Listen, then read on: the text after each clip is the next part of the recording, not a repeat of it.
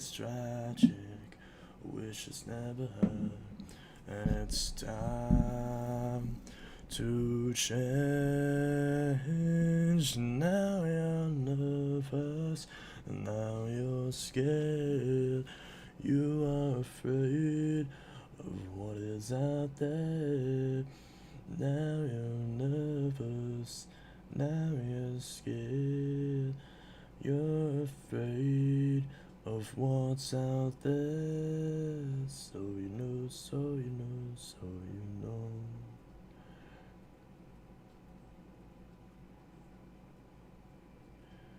Yo, boys and girls, hello. Hello, hello, hello. Hello, hello, hello.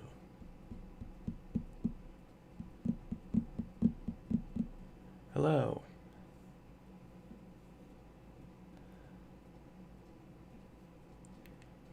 Hello. Hello. I got another shop vac today. It's another shop vac 6-gallon. Hello.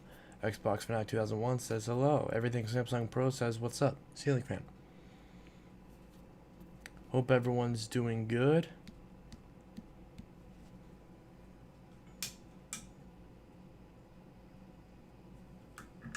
That's not focused.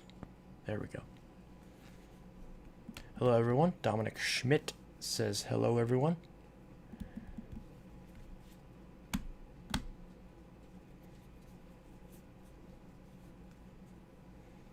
Hello, everyone. I hope you're all doing well.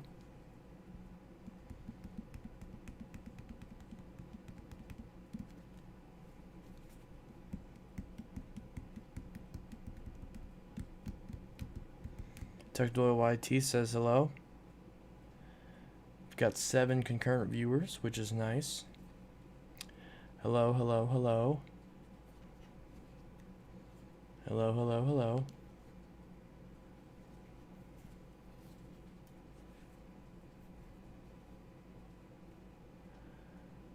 Hello. Hello. Let me introduce you to the characters in the show. One says yes, one says no. Decide which voice in your head you can keep alive. Even in madness, I know you still believe. Paint me your canvas so I become what you can never be. I dare you to tell me to walk through fire, wear my soul, and call me alive.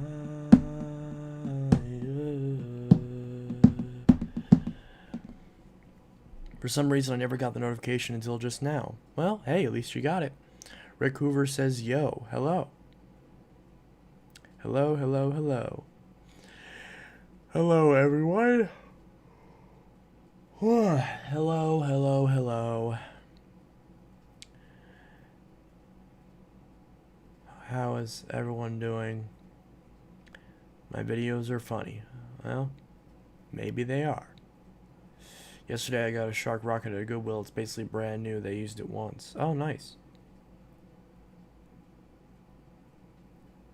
No Goodwill is open here, although supposedly stuff is starting to open back up in like a week.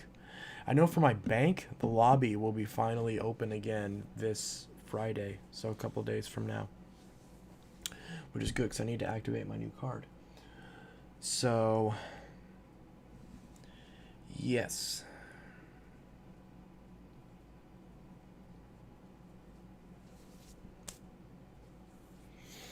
So that's wonderful. That's a great deal. Glad you got that.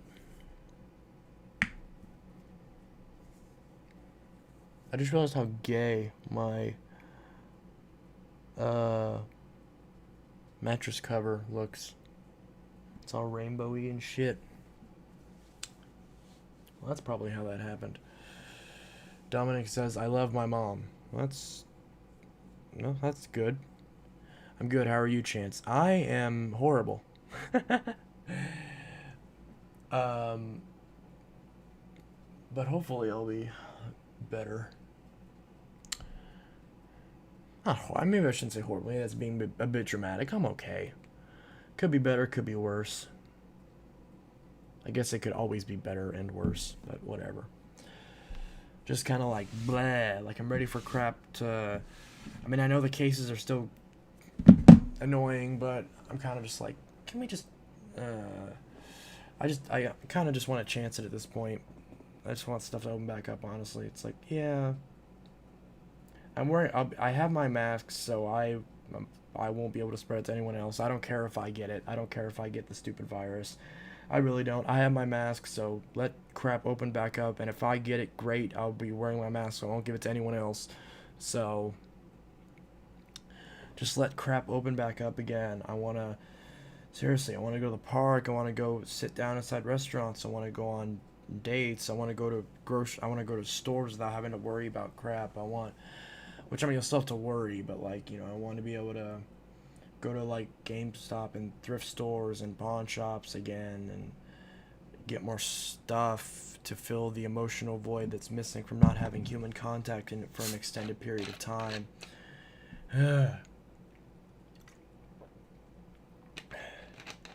What happened? Nothing in particular, just one of those days. Well, that's the problem, is that nothing happened. Nothing happened, and that's the problem. Sorry for not posting a video today. I wanted to post. I had like a bunch of ideas bouncing around, but I just couldn't get anything through. Because I woke up at like 3 o'clock, and I had like a really, really bad backache and a headache, and I just probably shouldn't talk about that on video because some troll's gonna like be stupid about it. But whatever. Not like I really give a shit, anyways. But just been kind of lousy. But I'm looking up. Hopefully, tomorrow's another day. And anytime I always try to stream, so that way I see how everyone else is doing. Since a lot of people like me streaming, so I like to stream. And it makes me feel better too, so it's kind of a win-win. Sometimes it gets more subscribers, sometimes I get super chats, that sort of thing. So it's all good. Once I get at some point I'll probably buy that power lifter. And struggling to sell more vacuums. So I'm trying to sell like maybe 5 vacuums right now. And I'm not really selling any of them, which is annoying. We had Guns N' Roses play at our wedding. Ooh, wait, you can't be serious. You had Guns N' Roses play at your wedding. That sounds expensive as hell. If you had Guns N' Roses play at your wedding, I want Shinedown to play at my wedding, but I know that's never gonna happen. Well, Shinedown either playing at my wedding or just a wedding in general. Well, who knows? Maybe I'll get married at some point.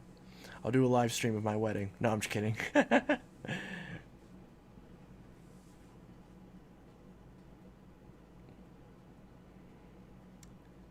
But yeah, if that's true, that's fantastic. If you got Guns N' Roses to play at your wedding. Dude, you have to be trolling right now. Yeah, precisely. Hey, FR, it gave me a good laugh. I dropped my LG G2 when I was filing a review and it shattered, so I'm so annoyed I'm gonna iFix it and finish the review. Well, don't drop it. See, look, here, I'm gonna use this Note 5 without a case for the rest of the stream. So here's the case, just nip. I'm just going to use this without a case for the rest of the stream. So, and I can totally go the rest of the stream without dropping this. As long as I have a good grip on it, I won't drop it.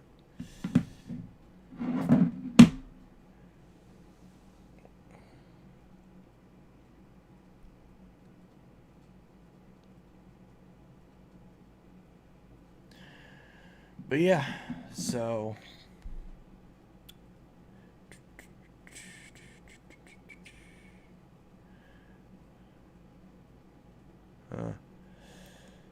The Shop Vac 14 gallon I got at Goodwill. It actually came with the reusable washable filter. It was worth 50 bucks. That's nice. Haven't been able to find a filter for the Phantom, for the Twister. But I think I'll just use it without it. If it plugs up the filter or whatever. Honestly, don't care. I don't use it often enough to really be a big deal. Or I'll probably do a couple videos on the Twister and then I'll probably just end up selling it, honestly, because I probably don't need it.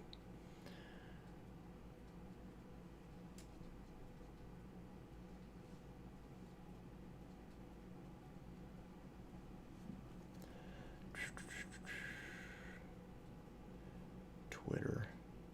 I changed my Twitter handle as well. So it was the only thing that was branded as my old YouTube name, but I finally changed it. So now it's at IntelliTechCRM. So if you want to follow me on Twitter, it's at IntelliTechCRM.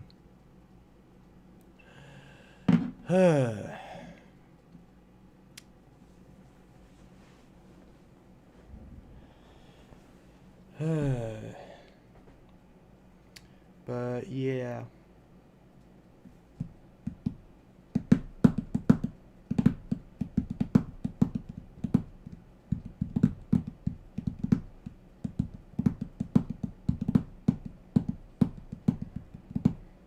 I'm clumsy, I drop everything, my hands are very unsteady. Well, if that's the case, then get a case. I got another 6 gallon in the trash, but the thing is, it didn't come with a filter. I'll add a Brita filter, was terrible, so I put a cartridge filter for my regular 6 gallon and it. Okay.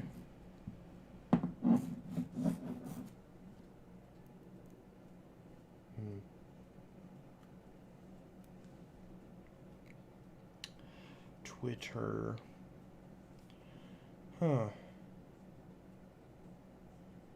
Do do do do do do do do do do do do. I probably should check my actual phone, see if that package got delivered. Oh, I got a message. Okay, I probably should have checked this earlier. Ooh, yay.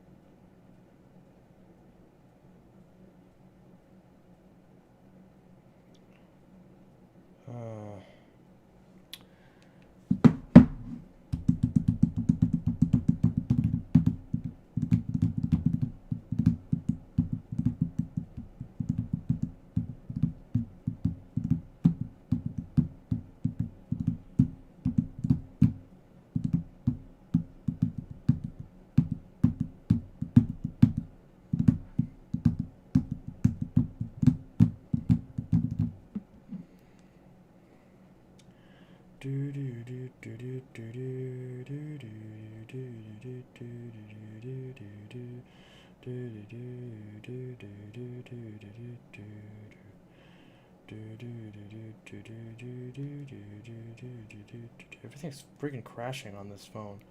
Amazon shopping has stopped. I tried to turn it off and the friggin' phone crashed. It just locked up. I have a lot of puppets from my girlfriend giving to me. Dude, type properly. Every time you type something, I can't even read what you're typing. To be honest, I would just sell the Twister, though. It would be hard to sell since they're very collectible and iconic, like the Thunder Fury.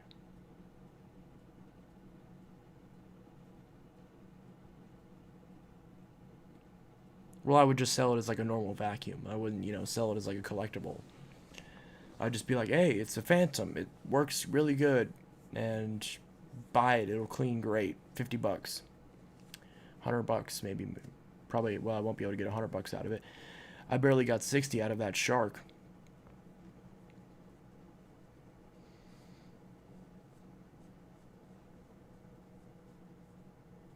How much do you think I should sell my Kirby Generation 3 for? 500 bucks? Just kidding, you're not going to get that out of it. 20 bucks. I'm really not... I can't sell Kirby's worth of shit. I can literally get a Kirby that brand new costs $2,000 and people won't pay over 40 bucks for it.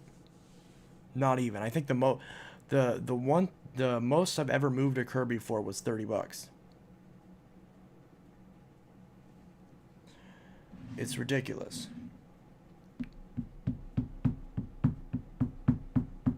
So I don't really know as far as how much you should sell. Google it. Look it up. Look up how much it's worth. Go from there. Worst case scenario, just shoot higher, and then if nobody gets it, then wait some time. I can't wait for this virus to be over because I want to give my boyfriend a hug. I miss him so much. Dude, same. I don't have a boyfriend yet, but if this stupid virus went away, I'd be closer to getting one. Because there is someone that I'm talking to. I don't want to give any details, obviously, because I don't know if he's comfortable being mentioned on the interwebs. I don't think I've even mentioned that I have a channel yet to him. But I love him. I think he's great. Obviously, I haven't really met him in person yet, so it's kind of hard for me to, you know, I'm trying not to, like, you know, get too invested.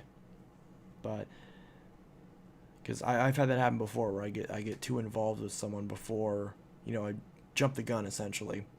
And I'm trying not to do that. I told him, I was like, let's take it, especially since we can't really go on dates and stuff in person. Let's take this a bit slower right now. Just get to know each other a bit more, talk a bit more, talk on the phone, maybe video chat, something like that, and just get to know each other more. And then by the time that stuff here in my state starts opening again, then, you know, after a couple dates, and we can kind of know which direction we're kind of heading towards. So, although if I was telling the truth, my birthday is less than a month, and so far I really like this guy. So hopefully, I might even have a boyfriend before I get to my birthday. So, and he said, he's like, well, on your birthday, I'm gonna spoil you rotten. And I'm like, as long as I can do the same on your birthday, which is in February, so it'll be a little bit of time. But yeah, because my birthday's coming up in less than a month. Probably shouldn't say that on the internet. Whatever, I don't care. Big deal. My zodiac sign is annoying as hell, because a lot of the dates that people put for, like, in my case, Gemini and Cancer, there's like a day in between where it's neither one, and I'm that day. So people ask, what's your zodiac sign? I'm like, Jancer, Gemini, I don't know. Cancer, maybe? I don't know. I don't care. And it's just so stupid. We have a troller in the chat. We do? Ah, whatever.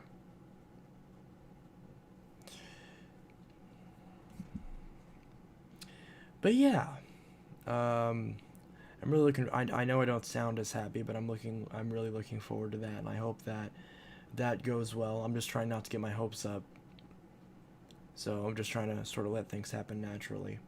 And who knows? Maybe he'll want to be on the channel.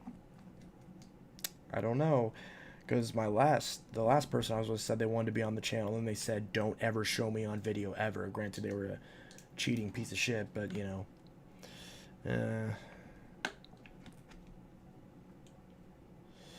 it's okay. It's just we got a lot of trolls here being moderated. My job just keeps me on comments, so I hope you understand. Yep. I don't know if you ever tried one of these, but thoughts on SIBO vacuums. SIBOs look fantastic, but I've never tried one, so I can't really comment. I've never used one. I've never touched one. I've never seen one in person. A Riccar I've seen in person, but I've never used one. My local vacuum store has them, but I didn't try them. The last time I was at my vacuum store, the only vacuum I tried was the wind tunnel. And I hope it's still there, because I really want it, but I doubt it's probably still there. He also had a couple Dirt Devil feather lights, the ones with the bag check indicator and the headlight. So and he had two of them, so I'm hoping that he still has at least one of them by the time that place opens again. Because if so, I'm gonna pick that up because I really want that machine. And it's actually the newer style. So in the case of the Featherlight, which is the bagged breeze, basically, they actually made, for the bagged version, they made of the newer style a version with the bag change indicator and the headlights, which I think would be great, because I think I'd actually prefer that to the older style Featherlight, because yeah, it's cheaper quality, but it still has the same features, has a better hose, and is lighter weight. So yeah, it's a newer style, but what's there to complain about? At least that's my impression, because obviously I've used the Breeze, but not the bagged version, which is the Featherlight. So I hope that one of those is still there, and if it is, I'll pick it up. And if the wind tunnel's there as well, I'll pick both of them up. He also had a XL Platinum. I think it was a Platinum Pilot, I'm pretty sure, which I believe the Pilot is the swivel one, and the normal Platinum is just a rebadged XL21. I may pick that up as well. Unfortunately, he's not a Dyson dealer anymore, otherwise I could have scored like a really cheap DC-14 or something, but he's not, so he probably won't have any Dysons there. I did get some Dyson attachments from there, though, but no actual machines, which is fine. He was educating people on never using car. Yeah, in the case of the don't do this, you kind of had to understand the context of like the last video that I did of the carpet powder. What kind of wind tunnel is it? It's a non-self-propelled, bagged, translucent blue, older style wind tunnel. So it's the exact one that I want. I believe it's technically a Wind Tunnel Supreme. I'm pretty sure. I don't remember if it was a wide path or not. I think it was a wide path, but it might not have been. I actually would have preferred it to not be a wide path, as strange as that sounds. But it was a translucent blue, bagged, old school, like, not even Maytag wind tunnel. And which is the exact wind tunnel that I want. You know, I want the bagged one. I want the non-self-propelled. And, you know, it's the wind tunnel that I have nostalgia towards. So that was the kind. I think I might have a picture on my phone that I took of it. I may have took a picture of it months and months and months ago. I don't know if I'll be able to find it. It's probably a crapshoot, but maybe I'll be able to find it. I doubt it, though. Was it even this year? I don't know if it was. I love Leafy is here. I hate him. He's a horrible person. And he's just so annoying.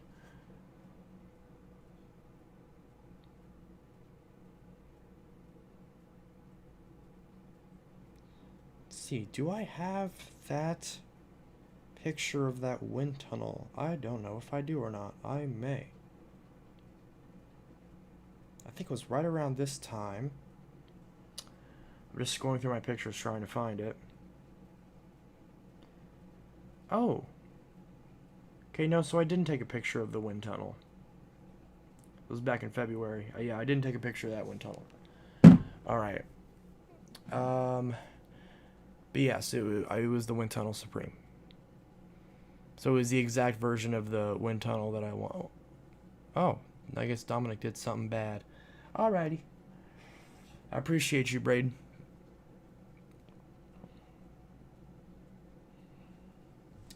But yeah, I can't wait for stuff to open back up so I can go back to the vacuum store and to Goodwill, flea markets, all that stuff.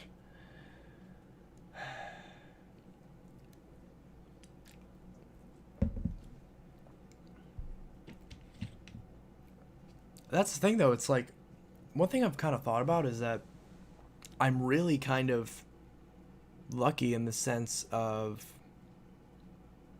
a lot of what I want in my collection, I've been able to pretty much get, so far at least. Like, I've gotten a Fury, I've gotten 2 Power Glides, I've gotten a DC-18, I've gotten a Power Track Revolution. I've gotten a obviously I still have my original Power Force. I've got the Big Green. Soon I'll be getting another old school Elite from one of my old teachers, because she's had one for a while. Had some issues with it, but yeah. I have a 1997 Wind Tunnel Supreme in brown. In brown? Ew. Oh, chocolate. Mine is a blue remanufactured July 2002 Hoover Wind Tunnel Supreme. Yeah, that's pretty much what that one was. I don't know if it was remanufactured, but it was in good shape. He also had a Eureka Smart Vac, which I was considering getting, but it's way too heavy. I would never be able to use it. And also, whoever was using it last blew up the bag in it, because I opened the bag door and a bunch of dust just flew out of it. He probably didn't catch that, but yeah. So he also had a smart vac. He had a bunch of cars, simplicities, you know. I don't know if he had any Seabos. He had a bunch of old like Electroluxes, a bunch of old Kirby's, a couple Aris machines. Trying to think, did he have a Seabo? I don't know if he had I don't remember. I don't specifically remember there being a Seabo. But yeah. I would like to get some of those machines, but I need to clear out some of what I have first, because I really don't have a ton of space. I can get away with getting a few more machines before I really need to stop, before I, you know, because I am running out of space. And I know some people are like, oh, get a storage unit. Number one, I don't want to spend money on a storage unit. And number two, I don't trust storage units at all. Because I've heard stories of people of the people who own the storage units losing them, and then their stuff getting lost. So I am not going to go through that. So if my collection can't fit in my house, then that's a problem. So then I either need to get less vacuums or a bigger house, one of the two. So, because I don't trust other people holding on to any piece of my collection.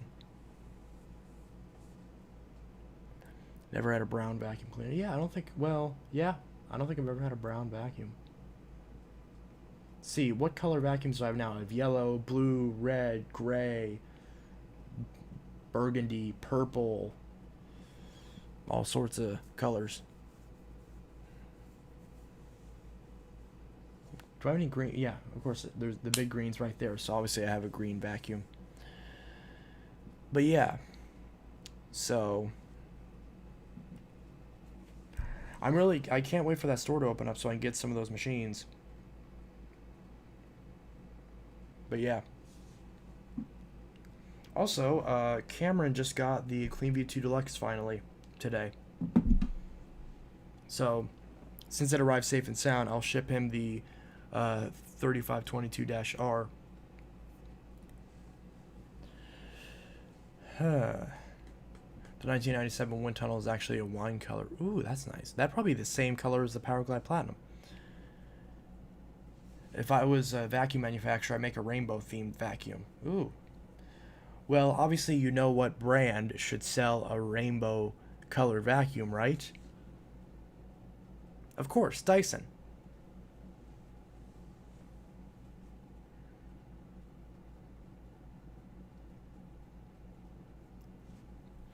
I mean, June's coming up, Pride Month. Sell a Pride-themed vacuum that's rainbow colored. It looked pretty gaudy, but hey, some collector will eat it up like crazy. Just like the Dyson Blueprint and all that stuff, where collectors just ate those up. Did I miss anything spectacular? I'm a little late. Not quite, mostly just babbling about random shit. I wish I had the 2019 Moto Razor. Well, technically it's a 2020 at this point, because I think by the time they actually released it was 2020. But I see what you mean. I would like the Galaxy Fold, not the Z Flip, but the Fold, the actual Fold, the one that's a year old now, the original Fold. I want one of those. So, If I'm going to upgrade to any phone from the Note 9, it's probably going to be the Fold. But the problem is that the Fold doesn't have an S Pen. So I'd probably have to carry around the Note 9 and the Fold. And I'd be worried about dropping it. I mean, obviously the screen won't crack because it's plastic, but it getting scratched and scuffed and dented, I'd be worried about. Although I haven't dropped this in quite a long time. And I'm assuming the Galaxy Fold wouldn't be as slippery as the Note 9. My parents had the original Razr. I have an original Razr. Where is it? Here it is.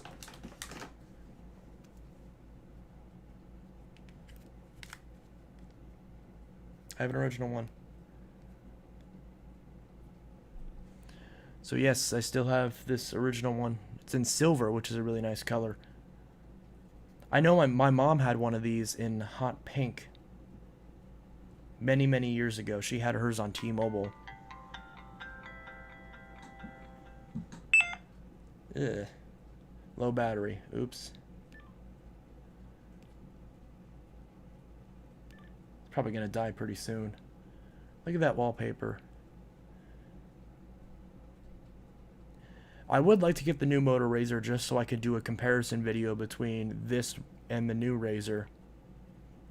What kind of charger does this take? I think I have one of those chargers.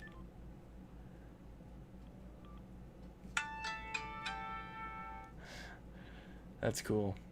But yep, original Razr. Got that thick chin on it. Of course, the new Razr, they put a fingerprint sensor there. So apparently this top camera is actually glass. So you got to be careful not drop it on there. But, you know, it's a flip phone. Obviously, it's going to be pretty tough. And of course, that sound. Super satisfying. Hello? Oh, I almost dropped it. Hello? Hey, what's up, Jimmy?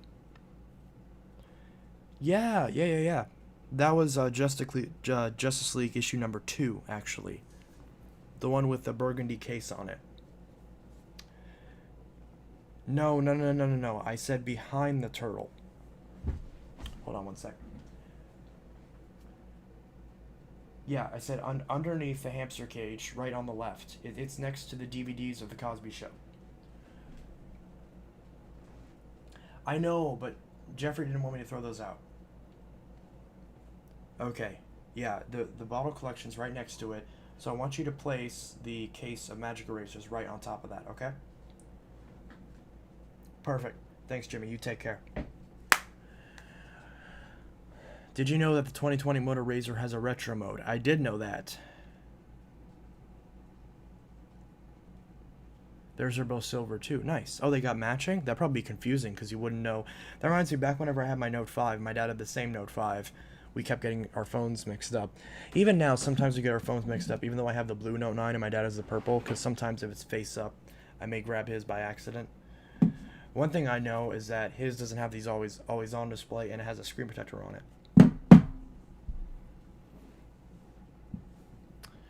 Hello.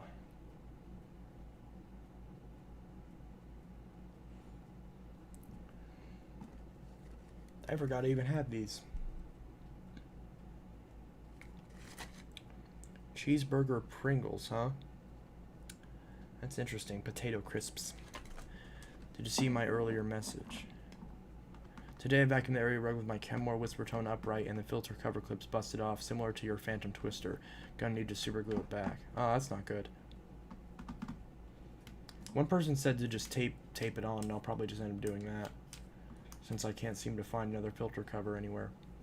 Although the only place I looked was eBay. Probably have to check some of the parts websites, but I doubt I'm going to find anything in stock.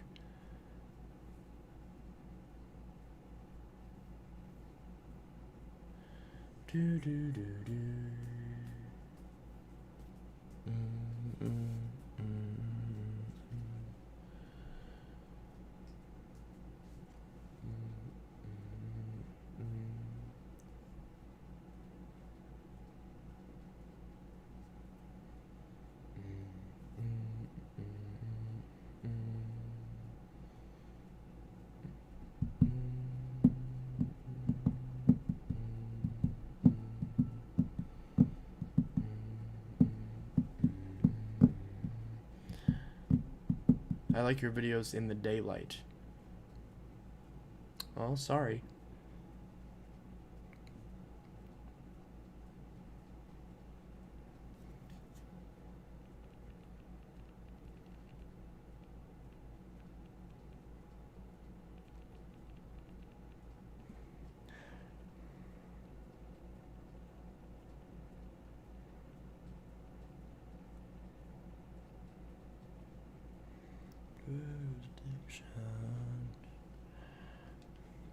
After you meet her family.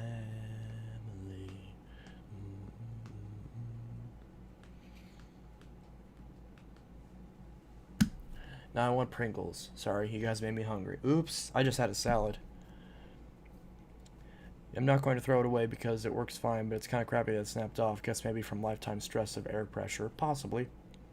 Could be the same thing that happened with the Phantom, too. I'm sick of fucking with this pool. I poured 2 jugs of bleach in it yesterday just to raise the chlorine levels. The chlorine was below 0, so I bought 4 jugs of bleach today, put them in, and it was too high. Not your live streams, your main videos. Ah, I see. I promise tomorrow it's going to be at 0 again. Do you know the band The Stone Roses? Sounds kind of familiar, but doesn't sound exactly right.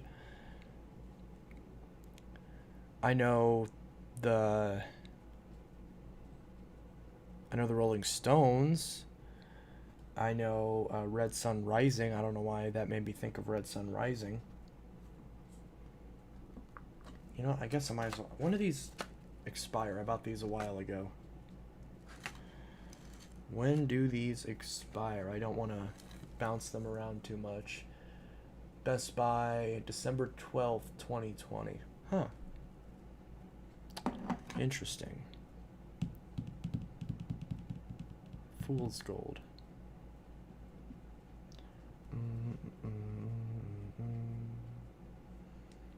Wood addiction.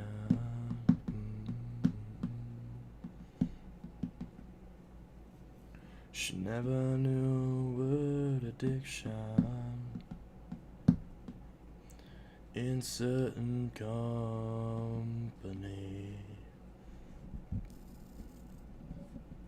She'll tell you she's an orphan after you meet her family.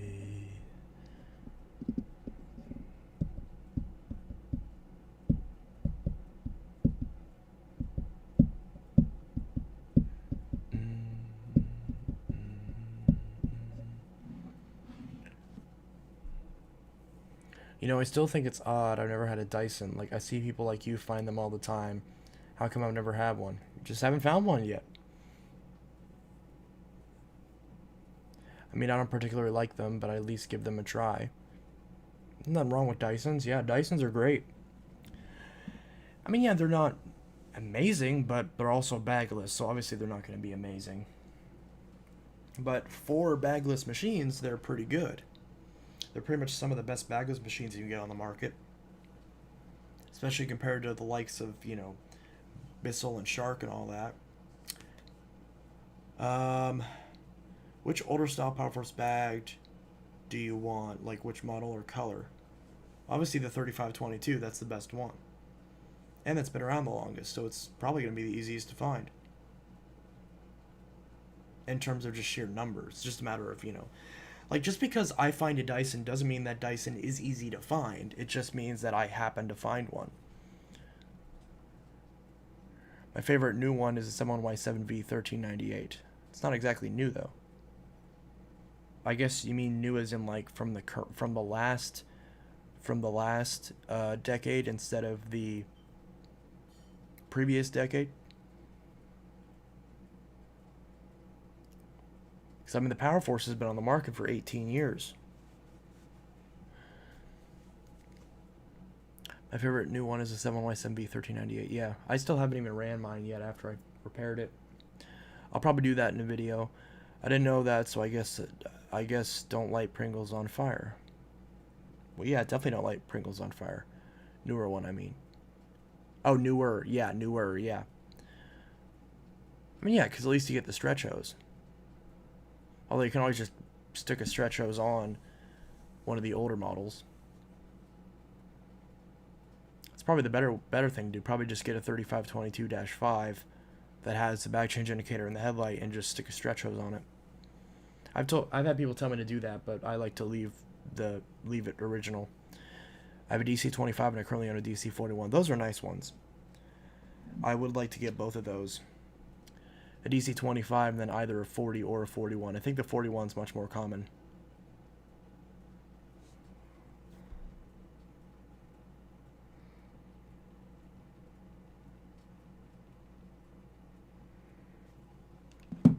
Power Forces have been on the market for 18 years. Thanks for making me feel old. Bruh, I'm older than you. The Power Forces are older than you. So yeah, like, it's not going to make you feel old. You're not nearly that old. You're still a few years off from that. You can, but I like my machine's original. Yeah, exactly.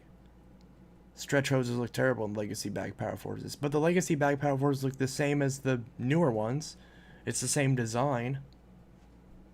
Even if, you know, the logo is different or the text is different or whatever. Or it doesn't have a bumper, which is really stupid. Especially on the 1398 because it has the molding for a bumper, but it doesn't have a bumper there. Some versions of the Big Green didn't have it either, but thankfully they put the bumper back on it. And thankfully the one that I have has the bumper. Because that's really stupid how some of them had just the green plastic. So some companies would put their own stick bumpers on them, which is just, ugh. Yuck. Yuck, yuck, yuck. Yuck.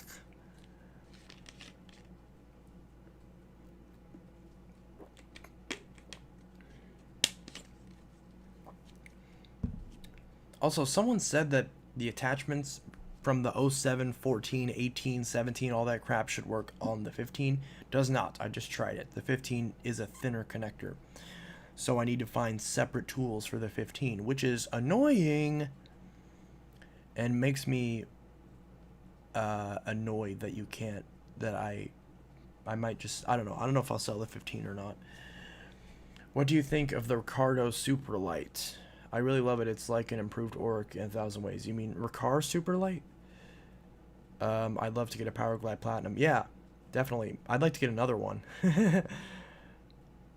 I've said this before and I'll say it again. I hope that one day I can just find a warehouse full of like 10 of them so I can just give all of my friends Power Glides in the boxes. Give Cameron one, give Buster one, give Braden one, whoever else. Probably not Tech one. I don't think you can't use it in the UK unless you bought a Transformer. But yeah. Did you know that Tech Smart's making videos again? Yeah, I see them in my recommended feeds all the time. I found out today in the UK we can still get Bissell vacuum cleaners online only. Huh. Which ones, though? I don't know why some new vacuums either have a really lousy bumper or don't have it at all. It's to save money. Because think about it, you know, that little piece of rubber costs like 30 cents to, you know, and, you know, thousands and thousands of vacuums. That adds up. I'm still getting Power Glide Platinum from Ohio. We'll see about that. If you ever decide to sell that Power Glide Platinum, let me know. But I'm assuming you probably won't ever want to sell it. Could I get one if you found Power Glide? Sure. If I found, in a hypothetical that's never going to come true, if I find 10 of them, then yeah, sure, you'll get one too. And I'll keep 2 of them.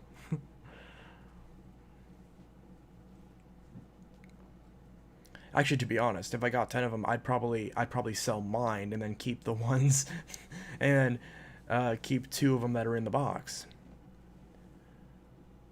They're selling a bag Power Force on eBay for $20 for real. The new model though, it's insanely cheap. Yeah, there was the person selling the Power Force Helix Turbo. If that listing is, what I did is I just checked to see if that is still up. So if that listing is still up, then I may go ahead and try to get it. Let's see. Bissell Power Force 1701. Here we go. Are those listings still up? Looks like they were taken down. So yes, those listings were indeed fake because they are not listed anymore.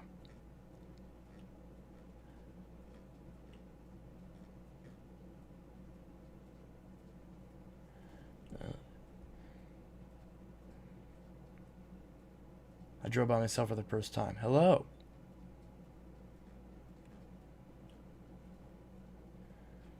Should never so word addiction. In certain company.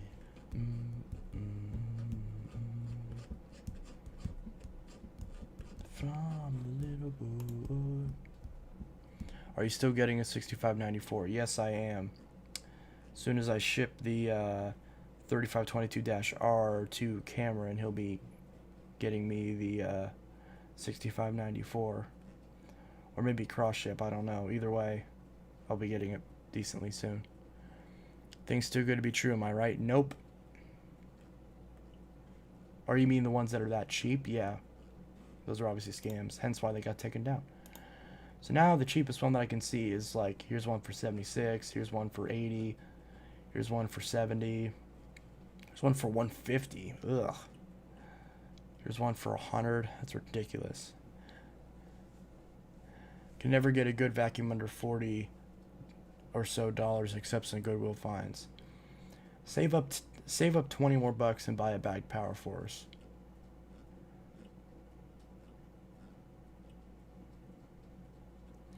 So here's that 1701 refurbished. Cheapest one so far. This one's $63. 1701 refurbished. And now the ones that are actually at Walmart, I think, are like 80 bucks now. So this one actually is a little bit cheaper. It says limited quantity remaining. Maybe I should buy it.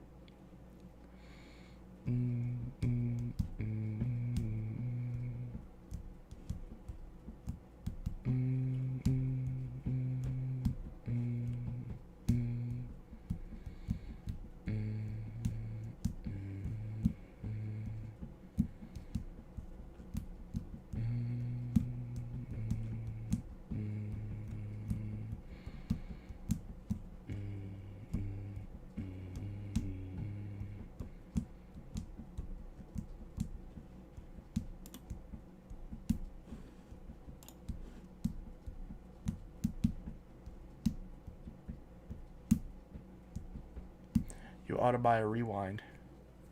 What, a Power Force Helix Turbo rewind? Or do you mean an Elite rewind?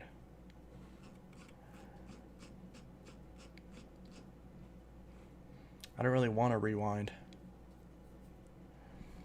Don't the rewind I'm pretty sure the rewind mechanisms on those fail all the time. I'm pretty sure.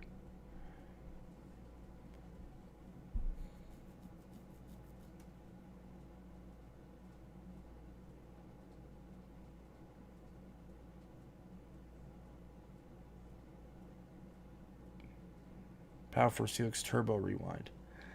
Yeah, but that, see, if I was gonna get that, I should have bought it back when it was 75 bucks. Now those are like 100 bucks now. So I kind of missed the window for actually wanting to get that. At least I would, at the very least, I would wait until it goes down to 75. I don't know. I'm on eBay. Why don't I go ahead and check? Power Force. I have so many water bottles and crap in the way. Can't even get to my stupid keyboard because my entire desk is disorganized. Yay, depression. Anyways, let's see. Power Force. Helix. Turbo. Rewind. Oh, there's a bunch of parts. Yeah, 100 bucks. 103.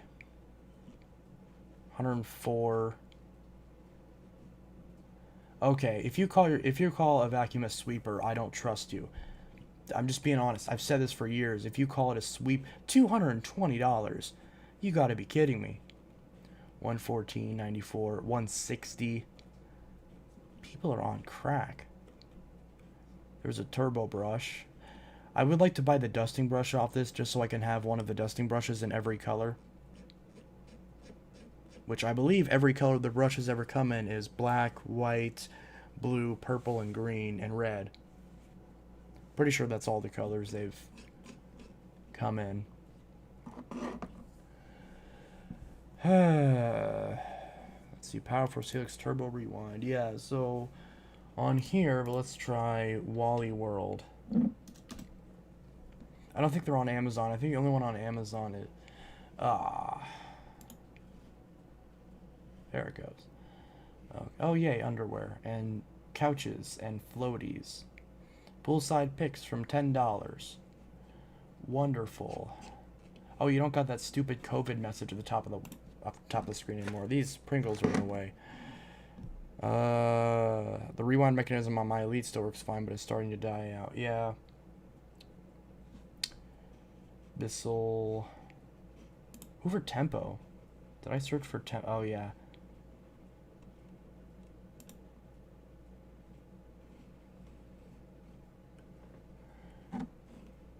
Dang, this sells new for $200. You can still buy these? I thought these were out of stock everywhere.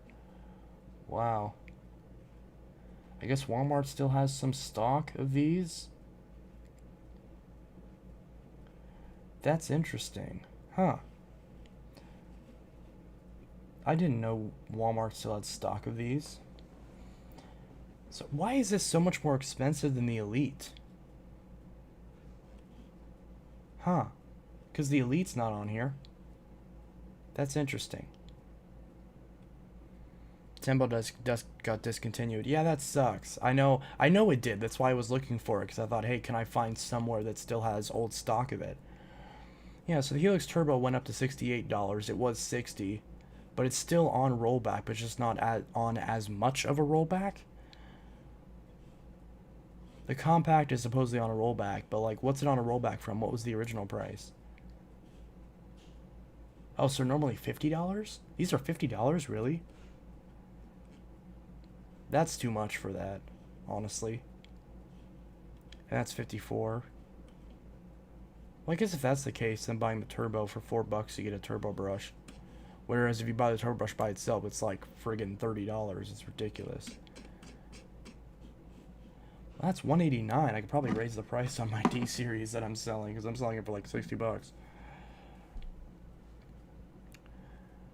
Yeet, I'm here. Hello, Boppo.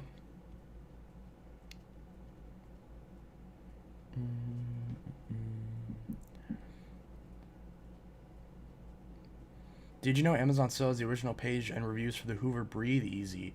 I think Walmart also still says 7Y7B. Look it up. No, I will not look it up, because I've had people tell me that 1,000 times. That vacuum is not at Walmart. That is a misreport on the end of whatever is reporting the stock, and there is no stock of that version of the Power Force. I've already tried. I've already checked multiple times. It's not a thing. The listing is up, but it's just a glitch. It's not. They do not have stock of any of those. Okay? Do do do do do do do do do do do do. Never been down the word addiction. In certain company.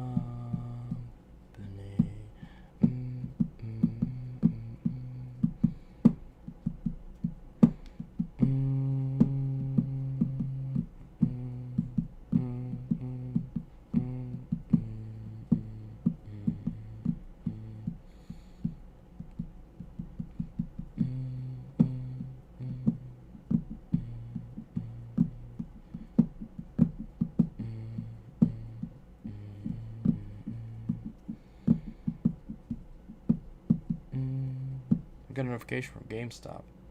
What the heck do they want? What do you want, GameStop? Where's the notification? Okay, why did you send me a notification if I can't even see? Oh, Minecraft Dungeons? Ew, no. No. No. Still reports only being sold at my local Walmart. And I just explained that it's not true. So I just explained why it's showing that, and then you repeat it, even though I just told you that it's not the case, and it's a server glitch, and they do not have that vacuum there. I know, I've tried to buy it, and they do not have it.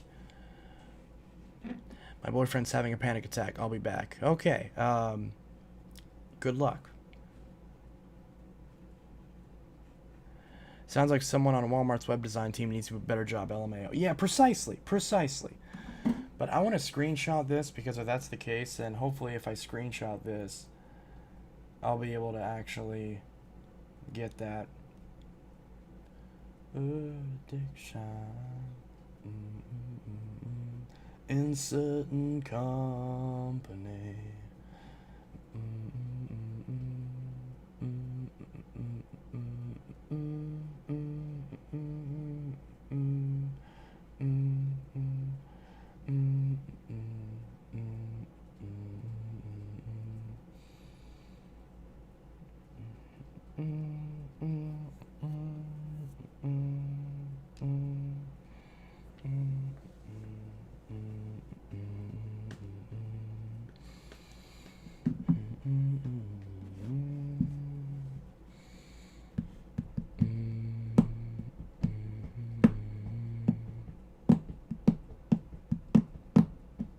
I should have known. I went to 5 different Walmarts looking for that.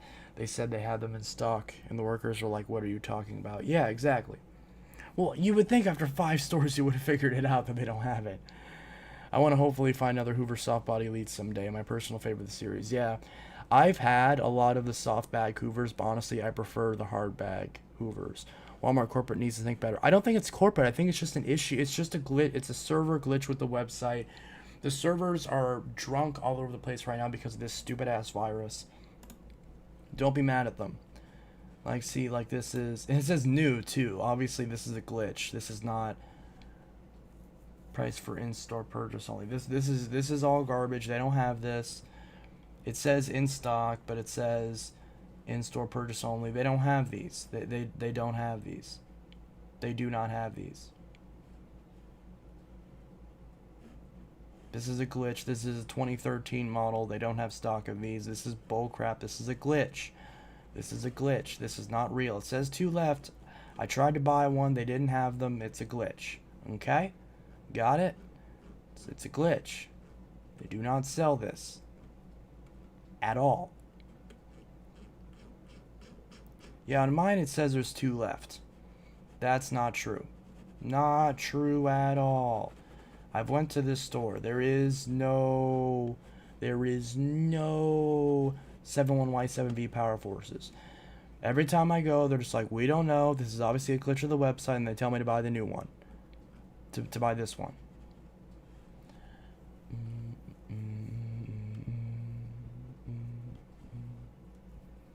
See, look, the powerlifter costs less than the rewind. Why would I buy the rewind? If I don't care about the rewind, then I prefer bagged machines.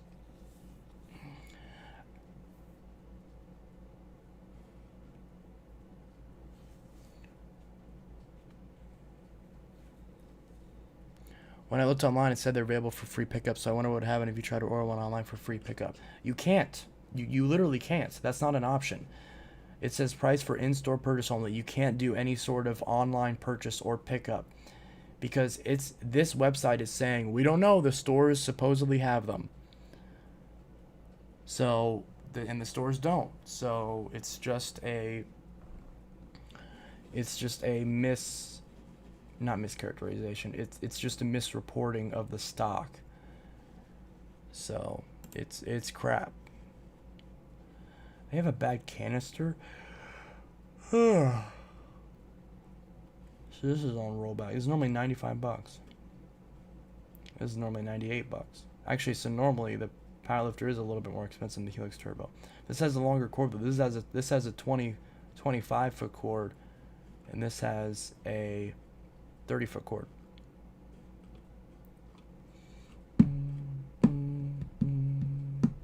They got the Kenmore Elite. This thing's still around. V7 Motorhead. This is the one that I just bought. I didn't buy it on here. I bought it on eBay.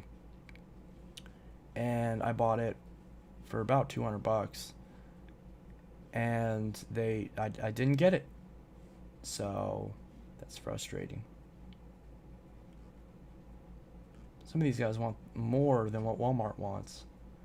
And it's fuchsia. I don't like that pink color.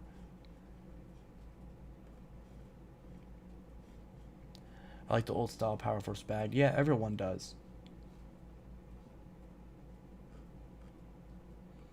I got so many of these things. V8 Motorhead. No, the one that I bought was the Motorhead. I didn't buy the... No, this is the Motorhead. Okay, never mind.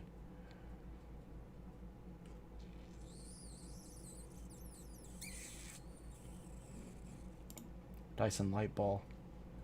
$300.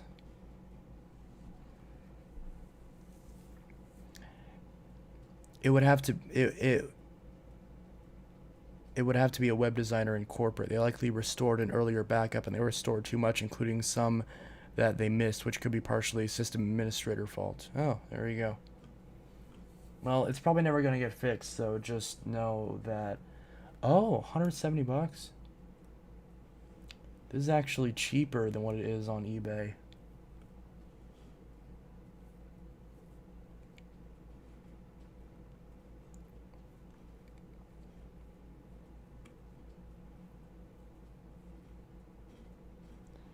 Is this one that has... No.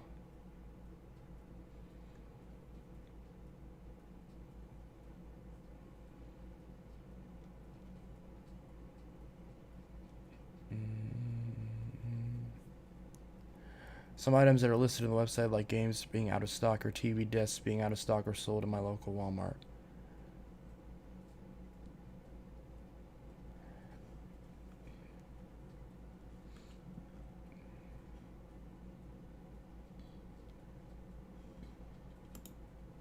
This has multiple colors. Oh, it says multiple colors. The only option is blue. I have to go. I will see you later. Yep, see you later.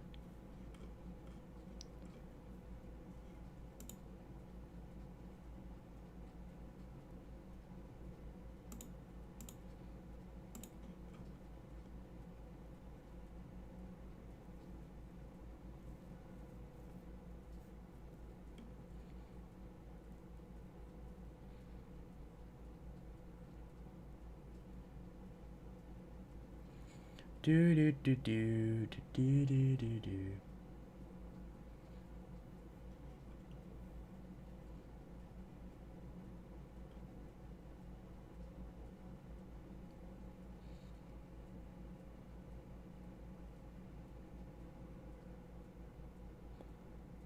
Didn't come with a filter. What?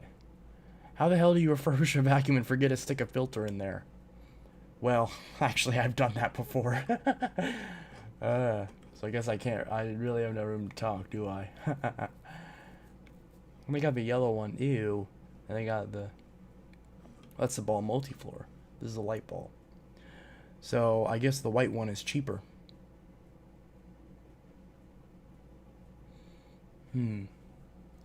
Doug theme song. I heard it. Oh yeah. Do do do do do do do do do do do do do do do do do do do. Do do do do do do do do do do do do do do do do do.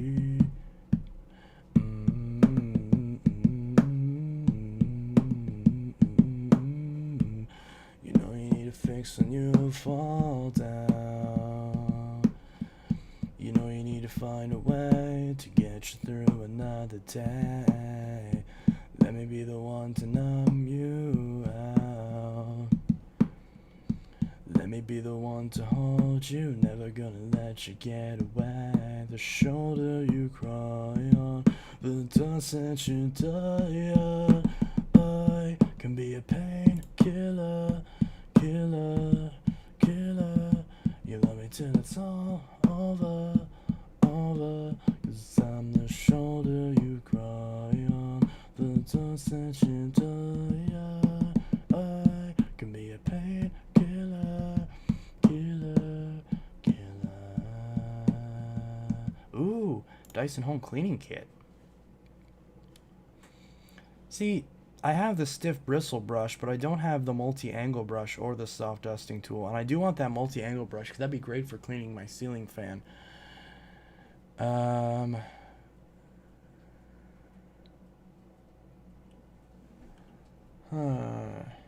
Oh, well, here's just that brush. Home cleaning kit. Well, this one only has 1 star.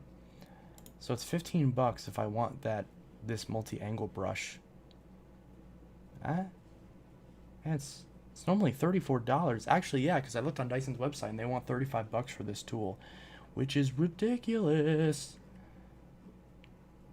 Flat out tool, flexi crevice tool. That's 50 bucks? Wow. I didn't realize they were that expensive. I have one of those. I don't have the mattress tool. Asthma and allergy kit. I need the mattress tool and I need the multi-angle brush. I don't really need any other ones.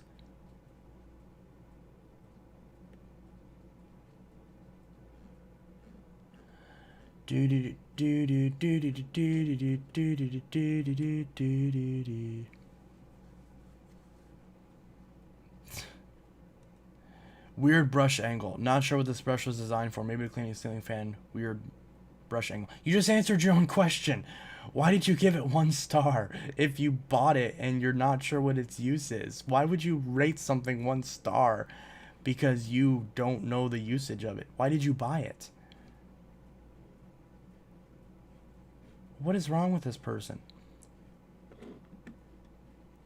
Tool did not keep the position I set it in. It kept slipping. Didn't even finish one fan with it. I'll be returning it for a refund. Aww.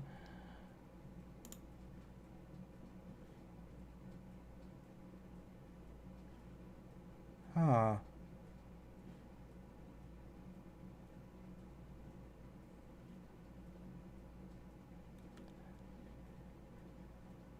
Maybe I should try to find the older version of this tool and not this newer style. I'm looking at getting a Eureka model 1432. It's 110 and I'm saving for it. Huh. Why is everyone all of a sudden buying Eurekas? Is it because people think they might go bankrupt, so they're trying to like prepare for it and have Eureka machines? What if I search for Eureka? It'll probably pull up the power speed. Eureka. Yeah, Eureka power speed. 95 bucks for a power speed? Huh. The old school Eureka Mighty Might is still available for some reason. Power speed Corby Wine's 145 bucks. That's ridiculous. Power speed turbo spotlight. Does that have a headlight on it? It does. See, that's interesting. To have a newer vacuum that has a headlight. If it actually has a headlight on it. Huh. Well, that's interesting. That'd be kind of handy. Why is that picture super blurry? Huh. It's odd. There's only 5 left. $93. Yeah, Eureka's about to go bankrupt, I'm sure.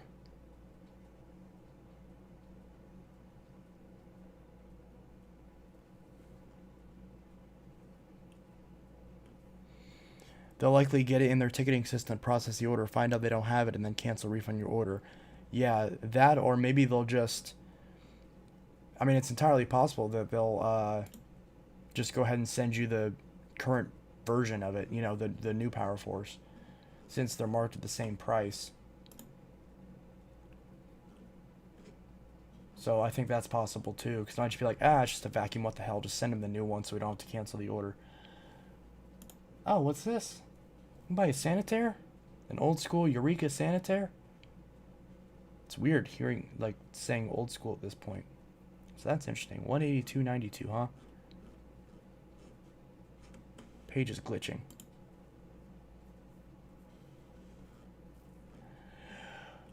Bunch of bags and stuff.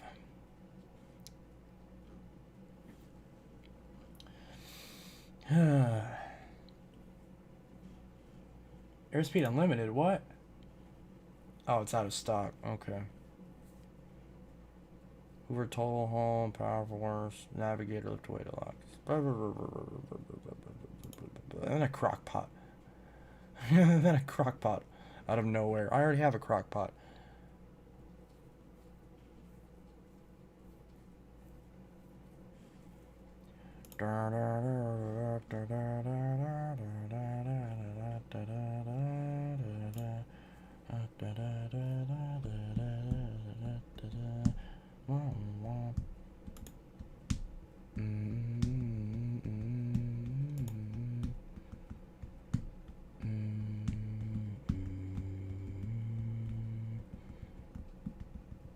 Is the V11 outsize any good?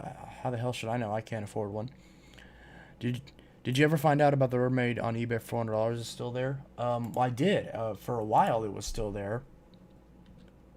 I don't know if it's still there. That's not really something where it's like, did you find out? It's like, is it still there? Because obviously that information might not always be accurate. Let's see, Rubbermaid vacuum. It's still there. Wow. It's still there. I'm honestly kind of worried new corded uprights will be extinct in the next 10 years or severely cheapened unless you spend like 500 bucks plus. I wouldn't go that far. I think a lot of companies are still keeping corded vacuums around. This comes $400. Wow. I'm going to add this to my watch list. When does this listing end? I'm curious to see. I'll probably offer like $50. The best vacuum available, indestructible. See, this is all complete bullshit, and he knows that. First off, this is not new because you opened it for the picture. I mean, I guess if he still didn't use it. Also, does this not have a headlight? Did they remove the headlight on this? Because if so, that's stupid. Because this is supposed to have a headlight. Because if I pay 400 bucks for this, which I'm not, but if someone paid, you know, 100 bucks for this and there's no headlight, that's bullshit.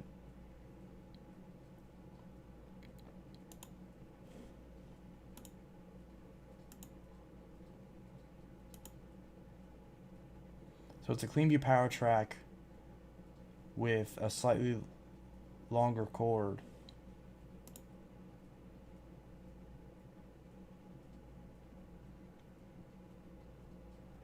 Yeah.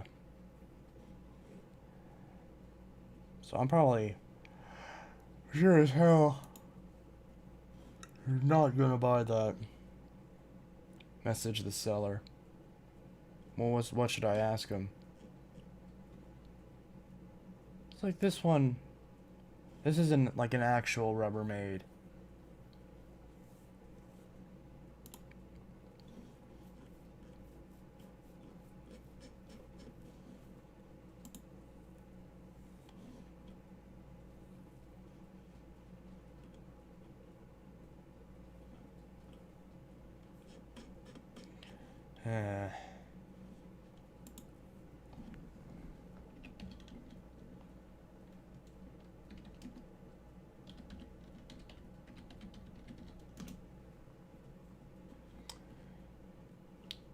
I don't know why I even bother. I'm never going to find an actual power glide on here. Though Phantom Lightning found one. So if he can find one, I can find one too. New ones. All these are the new ones.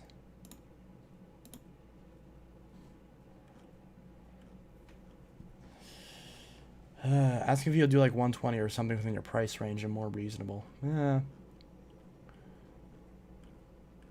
Do I even want to pay 120 for it though? Because then with shipping, that's going to be like $170, $180.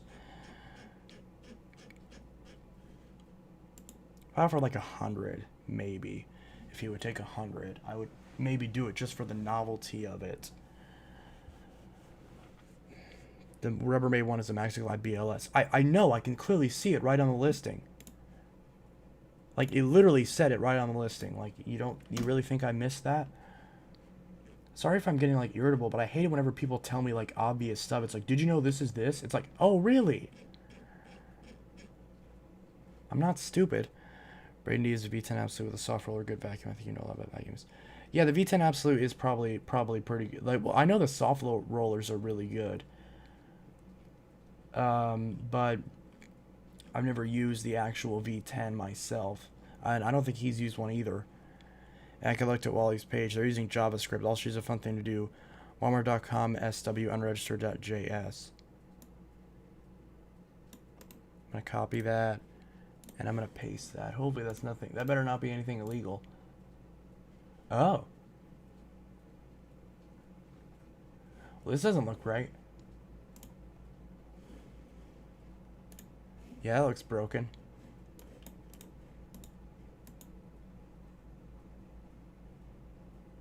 Yeah, this is completely broken. Huh. Yeah, cordless machines should never be your main vacuum. It should be just like a whatever. Are you going to order another Bissell from Amazon? When did I ever order a Bissell from Amazon? My boyfriend thought his dog was dying, but it just ate a ton of grass and just was throwing up. Oh, okay, that's good. I mean, not good that it was throwing up, but good that it's not worse. He'll be fine. The pupper will be fine, hopefully. One of the bad things that happened today is that a neighbor moved in with a pit bull and won't stop barking all night. Oh, that sucks. I want to tell you that I recommend getting a car vacuum for very good super life like water vacs, get a Quantum X. Yeah, I'll check one out at some point. I'm just not, I don't have like a burning desire to check out one. Unlike Sebos, I really want to check out a Sebo. Ricard and Simplicity, like the Taconi machines, are just kind of like, it's not that much different than an Orec. And I like Orec, so there's not really much I really learned from that. However, the Sebo machines, you know, like the X series and the Felix are ones that I would really love to check out. They're probably not going to be my favorite vacuums, but as far as vacuums I'd recommend, they're probably going to be up there.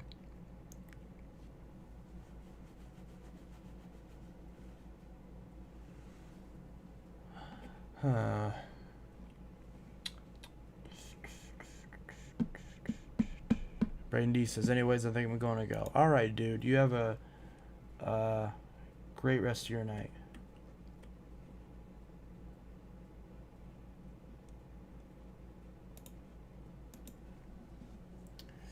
Dyson vacuums are cordless vacuums. They don't need no anymore cord vacuum anymore. What? No? Those Dyson cordless ones are not going to perform as good as a corded vacuum, so you can't really use them as a replacement unless you're fine with it not cleaning properly. They're good for quick stuff. They're good for, at the very least, if you're going to use one of those, have like a corded vacuum that you run, like if you vacuum every week, at least have a corded vacuum that you run like every month or something like that to really get whatever's missing.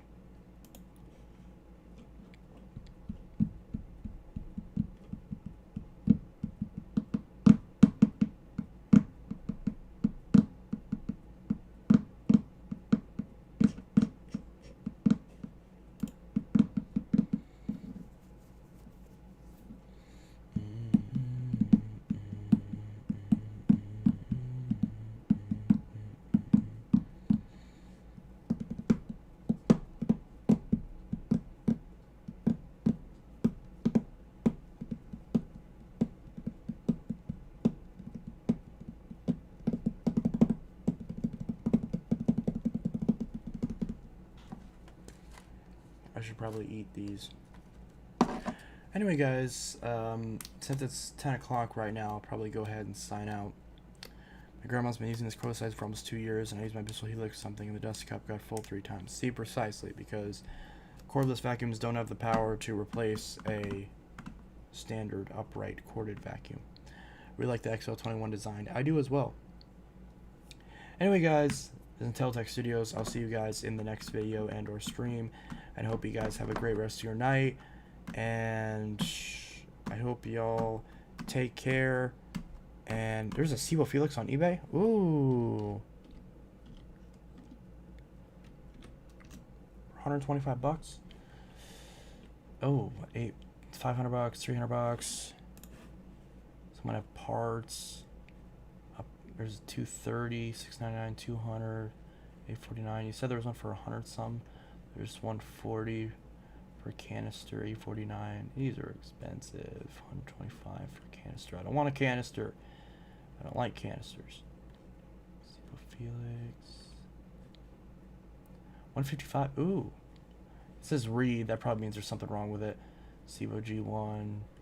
Yeah, way too expensive. 1,000 bucks, 800 bucks. Bye, Chance. Goodbye. Goot knock. Yeah, I'm not finding that $100 one. Far from it. $1,200, $700, $800, $900. Anyways. Oh. Hope you all have a great rest of your night. And yeah, I'm not finding it. I hope you all have a great rest of your night. And I hope you all... This guy called Vacuum Facts protesters Dyson every turn he gets. Yeah, Vacuum Facts has no idea what the hell he's talking about. Like, he made this video saying never clean your Dyson Cyclones. And he's like, well, because if your vacuum ever has an odor to it or stops performing, it's never ever because of the cyclone. And I'm like, and then everyone in the comments is like, hey, this isn't true. I've repaired... I know, everyone in the comments is like, I've repaired like 4, 5, 10, 20 Dysons. And I've consistently found that... that it's funny because literally people will be like, here's the evidence to provide the fact that, or to support the fact that Dyson Cyclones sometimes need to be cleaned out. And then they'll say, you didn't provide any evidence. And it's like, they literally just did.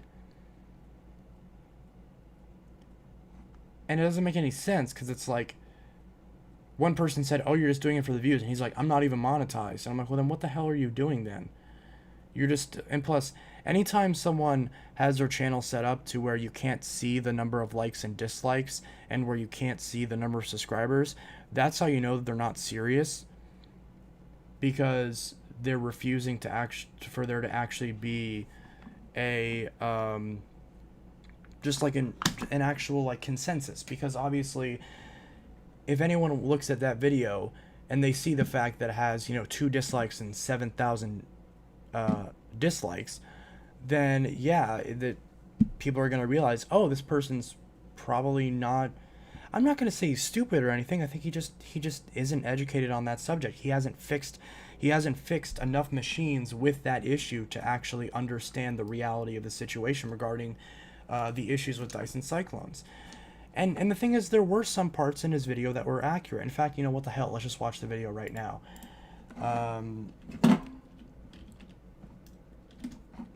So let's see, Vacuum Facts. And he's not wrong on everything or anything, but I mean, there's just what he doesn't even show up here. Videos.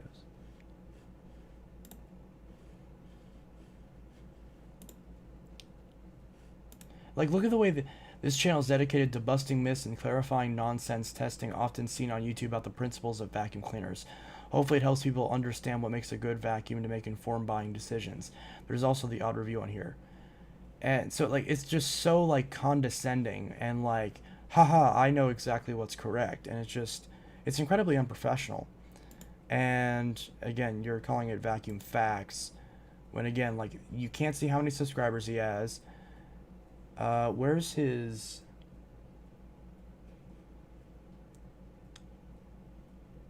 Where's the video about cleaning site? Oh, there's this one about never cleaning seals. Like, what is that? Like, that's ridiculous. But, I won't focus on that one. I want to get to the one about cleaning out cyclones. It's like, I literally did a video. I haven't uploaded it yet, but it was one where that DC-07 from 2002, the entire cyclone pack was clogged from the top to the bottom with dust, completely plugged with dust. Granted, that's after 18 years of use. But his video isn't called "You Probably Don't Need to Clean Out Your Dyson Cyclone." His video is called "Never Do It." So that's just automatically wrong, because that's such a conclusive statement that's easily disproven. Where the hell is that video? Why can't I find it? How to fix a smelly Dyson vacuum cleaner. Oh yeah, and this is really this video is like not even helpful at all. It's just, oh, wash your filter. Okay? What you should be doing anyways. That's not a tutorial. Or at least, again, like the titles aren't correct. Yeah, here it is. See, look at this. So look at what he's claiming. Never clean inside Dyson Cyclones. Again, he disables likes and dislikes. So you can't see the people who are disliking this video. And look at this. What a waste of time. All coming from the cyclone. This explains no way how to clean. So, according to the comments, some people have actually like commented where apparently he had his this thing mentioned somewhere else, or had a different title on it. Yeah, see, does not explain how to fix a smelly Dyson vacuum cleaner. Mine smells despite doing everything he said in the video. No water ever, and I still don't know how to fix it. You clearly don't strip Dysons down for refurbishment. Your claims aren't true. The dust gathers around the cones. There are plenty of photos online showing how kinetics get caked in dust. Every Dyson I've refurbished has had cyclones caked in dust after years of dust separation. I think I say in the video that dust gathers on the outside of the inner cyclones, but it's in its own chamber that's isolated. See, he doesn't even respond to the actual thing that this comment mentioned.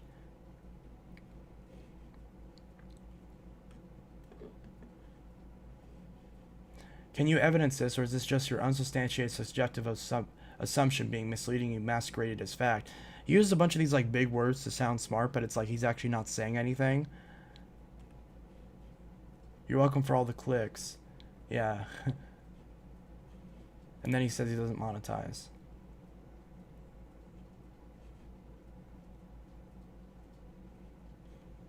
Dyson stock.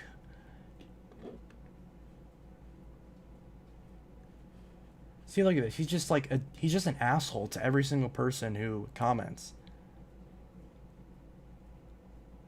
Refute the assertion. Do you have stock in Dyson? Just a corporate apology. No life outside this video. Sigh. I mean, that's a good point, because yeah, it's like if someone says if you believe that someone's saying that you have stock in Dyson is a smear, then just say no. I don't have stock in. I don't own any stock of Dyson. I don't work for Dyson. This is just the truth, and I have no reason to be bought by Dyson. Unbearable smell. And see, look at this. He says, "What about a vacuum hose?" And then he says, "Well, if you're sucking up smelly materials," it's like, no one is sucking up deliberately smelly materials. And he doesn't. He repeats the fact that you should never wash the cyclones or anything like that. He doesn't actually answer the question. He says never clean a Dyson cyclone with water. No, that's not true at all. I can imagine that lots of dust buildup cyclones would cause, at least to contribute to bad smell. Understandable. This video explains why it's not true, however. Okay, but it doesn't though. So again, let's watch this video. It's completely unnecessary to clean dust from the inside of the cyclones on Dyson vacuum cleaners. There are misleading videos of propaganda out there suggesting that cyclones naturally clog under normal use if dust is not manually removed by the user, or that there's some advantage to removing it. I don't know why he has to phrase it like propaganda. Like, how the hell is it propaganda to say, hey, you should clean out your vacuum cleaner? Nobody profits from that. Nobody profits from saying, hey, you should make sure your vacuum cleaner is cleaned out, or anything like that.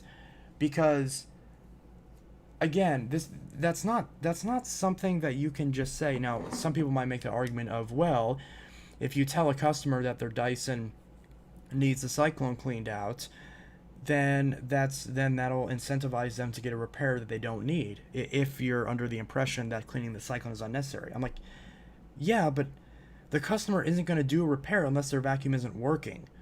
So if their vacuum isn't working and you do a repair anyways, there's no financial incentive to, now I also clean out the cyclone assembly, right? Because whether it's the problem with the filters or whatever, if you paid someone to do a repair and they do the repair, who cares if they strip the machine down unnecessarily, right? So like, unless someone said, I'm going to pay you to clear out the cyclones in my vacuum, which I've never seen before. I've never charged people specifically for cleaning out the cyclone. I charge them for cleaning the brush roll, cleaning out the cyclone, washing out the hoses, cleaning the filters, replacing attachments, replacing lower hoses and upper hoses that have splits in them, replacing clutches, replacing clutch belts, replacing handles that have cracks in them, replacing any part on the vacuum that's damaged. That's what gets replaced. And And there's obviously an incentive to clean out the cyclone assembly as opposed to replacing it because, number one, if a Dyson vacuum gets old enough to where the cyclones will be clogged up with dust, there's a chance that that part, the actual cyclone pack replacement, isn't even in stock anymore. And if it is, it's usually those cyclone assemblies are $50. They're $50, $60, $70, $80 for a replacement cyclone assembly. And that's not financially feasible for a refurbishment of a legacy platform. That's something where if you're paying someone, especially like, do you know how much I charged the guy to fix that DC07? I charged him $30. Would I be able to charge him $30 for that refurbishment if I had to buy a $50 cyclone assembly for his DC07? No, of course not. I'd be losing money hand over fist. And again, like, the point that he makes later in this video is, oh, don't ever get water in your vacuum because the manual tells you not to. The manual has nothing to do with this. The manual is designed to keep customers out of their machines because there are other companies like Hoover, like Bissell, that have cyclone assemblies that are easily user serviceable. And a lot of them have similar layouts to Dyson cyclones, whether it's older Dysons, like DC01s, 04s, or newer Dysons like 07s, 14s, whatever the case may be. Now, there are some Dyson cyclone assemblies that are a pain in the ass to take apart, and then that's understandable why you might not want to take them apart, but that's not the fault of the user. That's the fault of Dyson for poorly designing a product to not be easily repairable, because they know that these machines have to be repaired over time because dust collects on the cyclones, and the centrifugal forces is not enough pressure to force all the dust out of this. If you opened up any Dyson cyclone, you know this to be the case. This is completely false. Such parts of the system only clog and fail if the machine is abused and mistreated, as discussed in other videos on my channel. Okay, let's give him that point. Your title is already incorrect because your title is never clean inside Dyson cyclones, and you just showed an example of a cyclone that's clogged up. Therefore, your title is clickbait. You're deliberately spreading false information to get people to click on the video and artificially watch it and give you the views and possibly ad revenue, whether it's monetized or not. That ad revenue is still there. You're just not collecting it. And you're deliberately clickbaiting people into clicking on your video because you're saying to never clean it out. When obviously in less than 30 seconds into your video, you just disproved your own claim, because your primary claim and the first 5-second frame of the video is never clean inside Dyson cyclones. Never is a very sort of conclusive word. If you say rarely clean inside Dyson cyclones, then you give yourself the leeway to make claims like this. Like, okay, in normal use, you probably don't need to clean out the cyclones if you're a normal user. And that's actually true.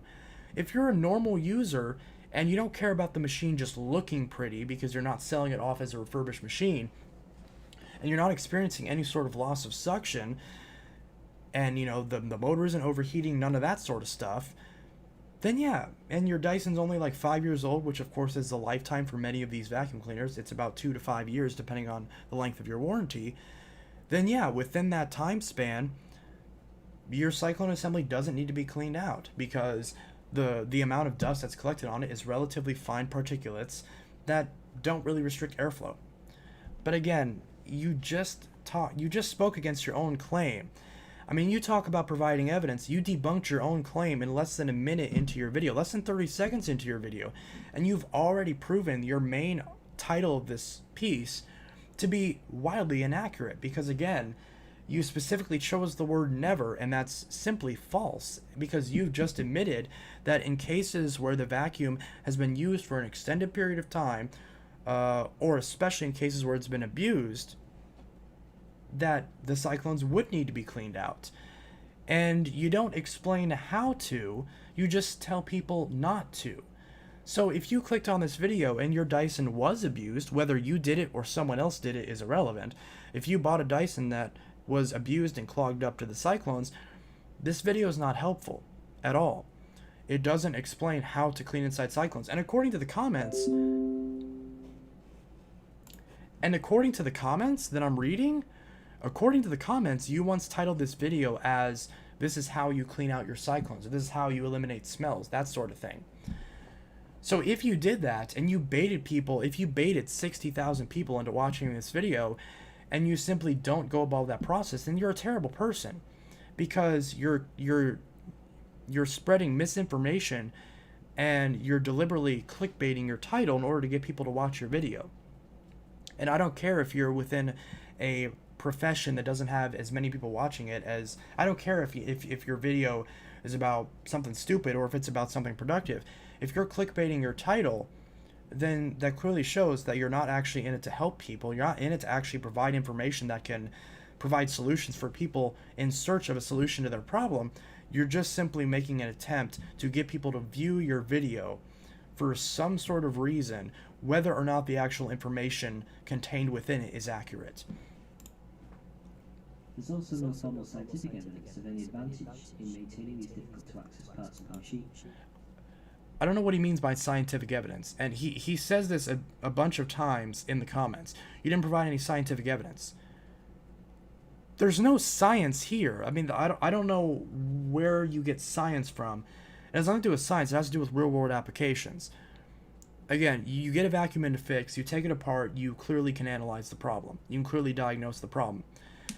Like, again, and he says, well, no, it's the filters. In later videos he says it's the filters. I'm like, okay. If I get a vacuum in that hasn't had that much use to it, if it's been used for a few years, but it's not 18 years, it's not a ridiculous amount of time. And even so, even that's still not a point against it, but I digress. If the filters are clean in my vacuum and I'm not getting airflow, if I test the airflow with another machine by putting it on the hose and I know the ductwork is clear, and the only difference in the airflow is when I put on the cyclone pack, now I don't have proper airflow. Now the machine is straining. Now the suction relief valve is popping in and out. I take off the cyclone assembly, boom, I have suction again, and now it sounds fine. And I've already checked the ductwork, so it's not a clog, and I've already checked, I'm not checking the brush roll, so the clutch or the brush roll motor is irrelevant. And I've taken out the filters, or I've replaced the filters, or I've cleaned the filters. So that's not a point. Now, obviously in some Dysons, for example in the 07s and the 33s, the filter is on the post side of the cyclone assembly, whereas on the 14s, on the 15s, on the 18s, on the 25s, it's inside the cyclone assembly. So in that case, you would take the filter out or put a clean filter in it and then test the suction and the airflow. If there's no difference, whether or not the filter's in there or not, then it's obviously not the filter. So in that case, what's the only other part that hasn't been diagnosed yet? The cyclone assembly. So then, let's take it one step further. If I take another cyclone assembly off the same model Dyson, and it's one that I just cleaned out, and I put that on the vacuum. This has happened before. This is not just a hypothetical. I've seen this happen firsthand, and I've repaired vacuums with this flaw before. So I've seen it firsthand. In my 14 years of repairing vacuum cleaners, I've seen this firsthand with Dysons. Not all the time, thankfully, but I have occasionally seen this happen. And again, you're making the claim of never. If you said rarely, you would have given yourself the wiggle room, and this probably wouldn't even have been a response video because you gave yourself your wiggle room. But you couldn't even go that far. You had to say never. You had to sort of make it that conclusive, despite the fact that, again, you're showing us clogged cyclone, cyclones caked in dust. I mean, this one's not too bad of an example. This one's just, that one's pretty, what I would say is normal usage. You're literally showing evidence in support of the claim that you're arguing against. Here is a Dyson DC07 with clogged cyclones. There is dust and dirt clogging 2 of these cyclones. Granted, it has plenty of more cyclones. And also, this entire middle section is completely plugged. When I refurbished that DC07 HEPA back to safe, that's what it looked like. You're supposed to be able to see all the way through the bottom of this, and all the way up to this top section, it is completely caked with dirt. That means that there is dust, and the cyclone assembly is about this tall, right? That means that there is dust caked throughout that entire section. You're telling me that that shouldn't be cleaned out? That's ridiculous. Because again, that is impeding airflow. Even if it's minusculely, that's still impeding airflow. It also contradicts what's in the manual, and alleged reasons for the need to manually clean them. Instead, rely on vague testimony and hearsay from anti-Dyson brand sources. Anti-Dyson brand sources. Okay. And vague testimony and hearsay. Actually being in the industry and repairing these machines is not hearsay. Actually, someone paying you money and you physically stripping apart a machine and performing a repair on it, that's not a hypothetical. That's work. That's actual work done. That's not hearsay. And you're leaving out that part, and everyone in the comments is saying, hey, you've never done this. Clearly, because if you had done this, you would have come to a different conclusion. Or at the very least, the only way that you can come to this conclusion right here is if you've never worked on one of these machines before. Because at a minimum, if you're neutral, you say, oh, probably clean it out once in a while, but you probably don't have to for most people. But when you're making this claim, there is no evidence that's ever built up to this claim ever. And you talk about providing evidence, but you're the one making the claim to never clean inside the Dyson Cyclones. And yes, generally when it comes to people who are making claims, the burden of proof relies on the person making the positive claim, meaning that the person who's saying you should clean out your Dyson Cyclones has to be the one to provide the evidence. But the evidence is literally right here. You're literally showing the evidence. Everyone in the comments is clearly explaining the evidence. And yet you're just writing it off and saying that that's not good enough. And yet you're then making the opposite claim and you're not giving any actual evidence to provide it. The manual says not to is not a piece of evidence against doing it. Because the manual is obviously not wanting average consumers to take these apart because they would screw it up and break their vacuum.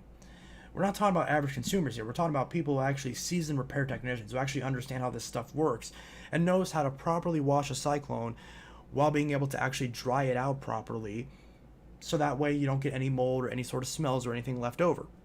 Because that is one thing, is that if you have a smelly Cyclone assembly and you clean it out and you don't let it dry properly and it molds, it's still going to be smelly. It's still going to smell bad. So you didn't really solve the problem. But if you dry it out properly, which again, you're saying never clean inside Dyson Cyclones. Now what you should be saying is, if you're going to clean inside Dyson Cyclones, do it correctly. This video shouldn't be telling people not to do it. This should be a video telling people how to do it correctly. And that's not what you did. This video is not helpful to anyone. All it is just spreading known false information that is completely against the general consensus of the entire industry. And for not really any purpose other than seemingly just to create, I guess you could say, drama. Can you really call it drama when you're talking about a vacuum cleaner? Can you really call that drama? Again, it's like if I had a channel about cars and I said never change the oil on your car. And someone said, wait a minute, but you should change the oil in your car. And I'm like, no, because a lot of people do it improperly. And sometimes people have issues with their car that's unrelated to the oil change. And it's like, yeah, but that's not an argument against not changing the oil. That's just an argument against diagnosing the issue with your car properly. And then the person saying, well, use some scientific evidence. You don't know what you're talking about. Use some scientific evidence. I know what I'm talking about. I'm not going to say why. I'm not going to say that I have any sort of experience saying that my opinion is valid for any particular reason. And granted, I generally am of the mindset that your arguments in of themselves should be the ones to hold weight. You should never attack someone based on how they are as a person as a way of devaluating their argument. Because the argument should be what stands in of itself, not the person making the argument. So if you make a point and someone says, oh, but you're this, but you're this, but you're this, and it's a personal attack and it's not actually anything that's aimed at your credibility or at the actual credibility of your arguments that you presented, then you're not actually saying anything. You're just saying random stuff that is irrelevant to the conversation. You're trying to devalidate the entire person instead of trying to take down the argument in of itself, which is the entire point of a conversation and an argument is to present the best argument. And he's not doing that here. He is simply saying, you shouldn't do this. And anyone who says otherwise doesn't have enough evidence. He's been known to go after people and fight with people, even fight with Ibasiak. How can you fight with Ibasiak? Roger's like the sweetest dude on planet Earth. Roger is like literally the sweetest dude that I've ever seen in the vacuum industry. How can anyone fight with him? He's like, what kind of person does that? Roger doesn't deserve that, okay? He really doesn't.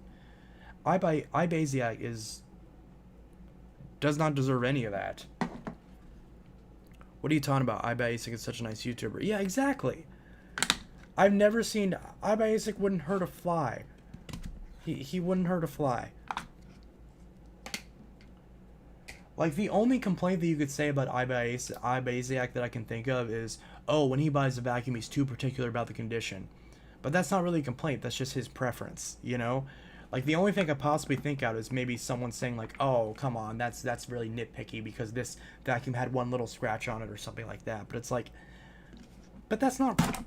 That's nothing to do with him as a person. That's just saying that... You personally aren't as picky when you buy vacuums, which is your personal preference. And I'm going to try these cheeseburger Pringles. How are these?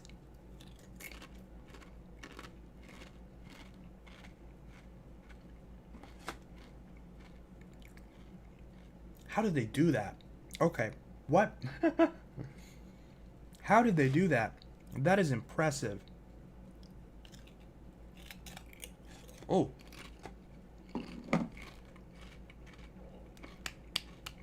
That is impressive. Yo, these are awesome.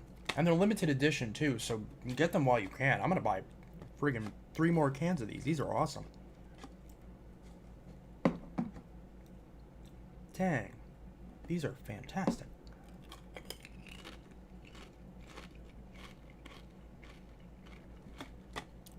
Also, I think I'm eating Pringles wrong. I think you're supposed to eat them like this. The flaps facing up. I think that's the correct way to eat them.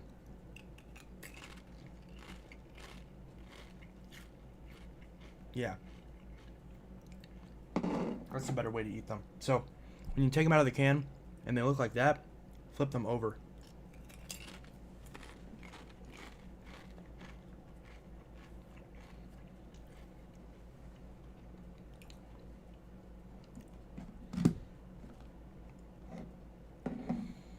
Oh, and also, another point is that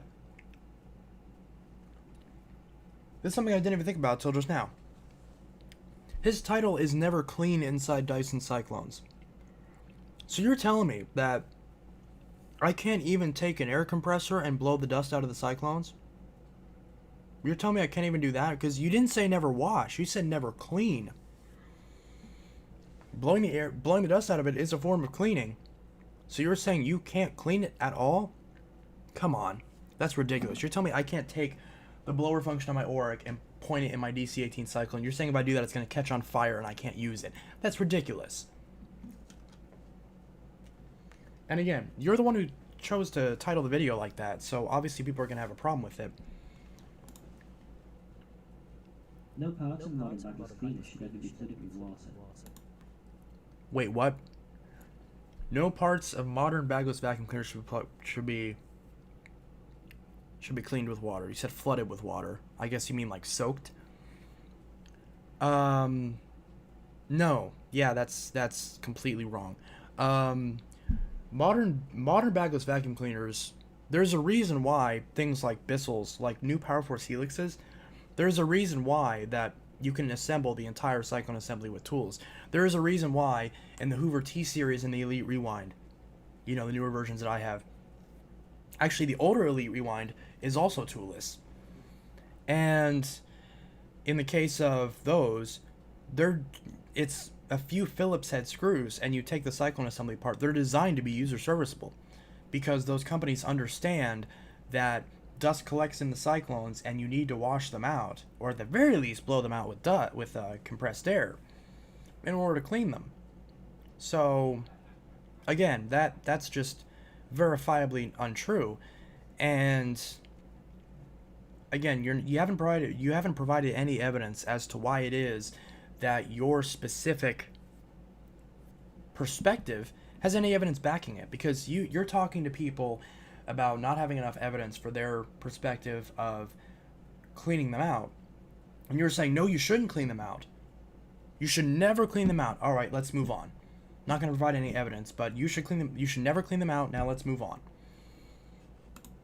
The only exception to this is the filter, which is specifically designed to be rinsed. If even necessary, wiping with a dry cloth will suffice most of the time. Yeah, so also here, clean with a dry cloth only. Do not use any lubricants, cleaning agents, or polishes in any part of the machine. Yeah, so that explains why people who professionally refurbish vacuums polish them up. So again, wrong. Completely wrong.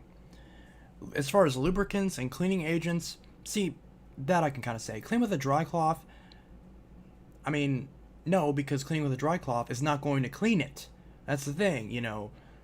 Cleaning it with a dry cloth is borderline oxymoronic, because you don't have any way to actually clean the dust and dirt out of it if it doesn't have some sort of cleaning agent or liquid on it. Well, I guess then again, you said not to use cleaning agents. Well, do you mean just like laundry detergent? Because like a lot of these parts can be washed because they're just plastic. You can wash plastic. Plastic is designed to be washed. Metal is one thing, because metal can rust if you don't dry it properly. But plastic, you're telling me I can't wash plastic? You're telling me that the bin, I can't wash the bin to make it clean? I can't, if the U-bend on a Dyson gets plugged up, I can't wash it out? Again, where is your evidence to support the idea? Like, where is your evidence that doing that is a negative thing that shouldn't be done? You say videos by Dyson. It is grinding, wiping with a lightly damp cloth can provide extra lift. The seals around the bin should never be wetted, however, as otherwise they can become sticky without the dust, which acts as a lubricant, and struggle to open in the future. Okay, well, depending on what cleaning, first off, time usually makes it to where those are loosen up. Dust is not the only lubricant that can make any sort of steel sticky, any sort of seal sticky. Good night, Tech Doyle YT. But this is, again, like, if you're never supposed to use any sort of, if you're not supposed to clean the seals at all, because that makes them stick, well then you should never buy a brand new vacuum, because when you buy a brand new vacuum, usually the seals stick a little bit. Why do they stick a little bit? Because it's new, because those seals are clean. So you're telling me that you should never restore anything to be in like new condition because it'll make it function the same way that it would if it was new. Yeah, that makes total sense. Clean the clear bin with a damp cloth only. So wait, but you just said, wait a minute, what? But you just said to not use, look at this. Clean with a dry cloth only. And then in the next clip, clean the clear bin with a damp cloth only. So in the first clip, you show them cleaning it with a dry cloth, the bin, like he wasn't wiping down the other parts of the machine, he was wiping down the bin. And then he says clean it with a damp cloth. So which is it? You can't even like get that straight in your own video. The cyclone assembly should never be washed with water. It's explicitly stated in the manual, and not only is it completely unnecessary, but it risks water cooling and inadequate drying, and can risk electrical short circuit. Okay, well, the manual is irrelevant. It doesn't matter what the manual says, as far as, because again, the manual is designed for the average consumer. The manual is not a repair guide. The manual is not a dealer's guide. It's not there for repair technicians. It's there for average consumers. So just because the manual in a domestically sold machine says not to do something doesn't mean that, like, think about it. If you go to an Apple store, the manual says don't open your phone. The manual for your phone says don't open your phone. If you work at an Apple store, what are you going to do if someone broke the screen on their phone? You're going to open the phone. So again, you're trying to tell me that, again, let's apply this evenly across the board here.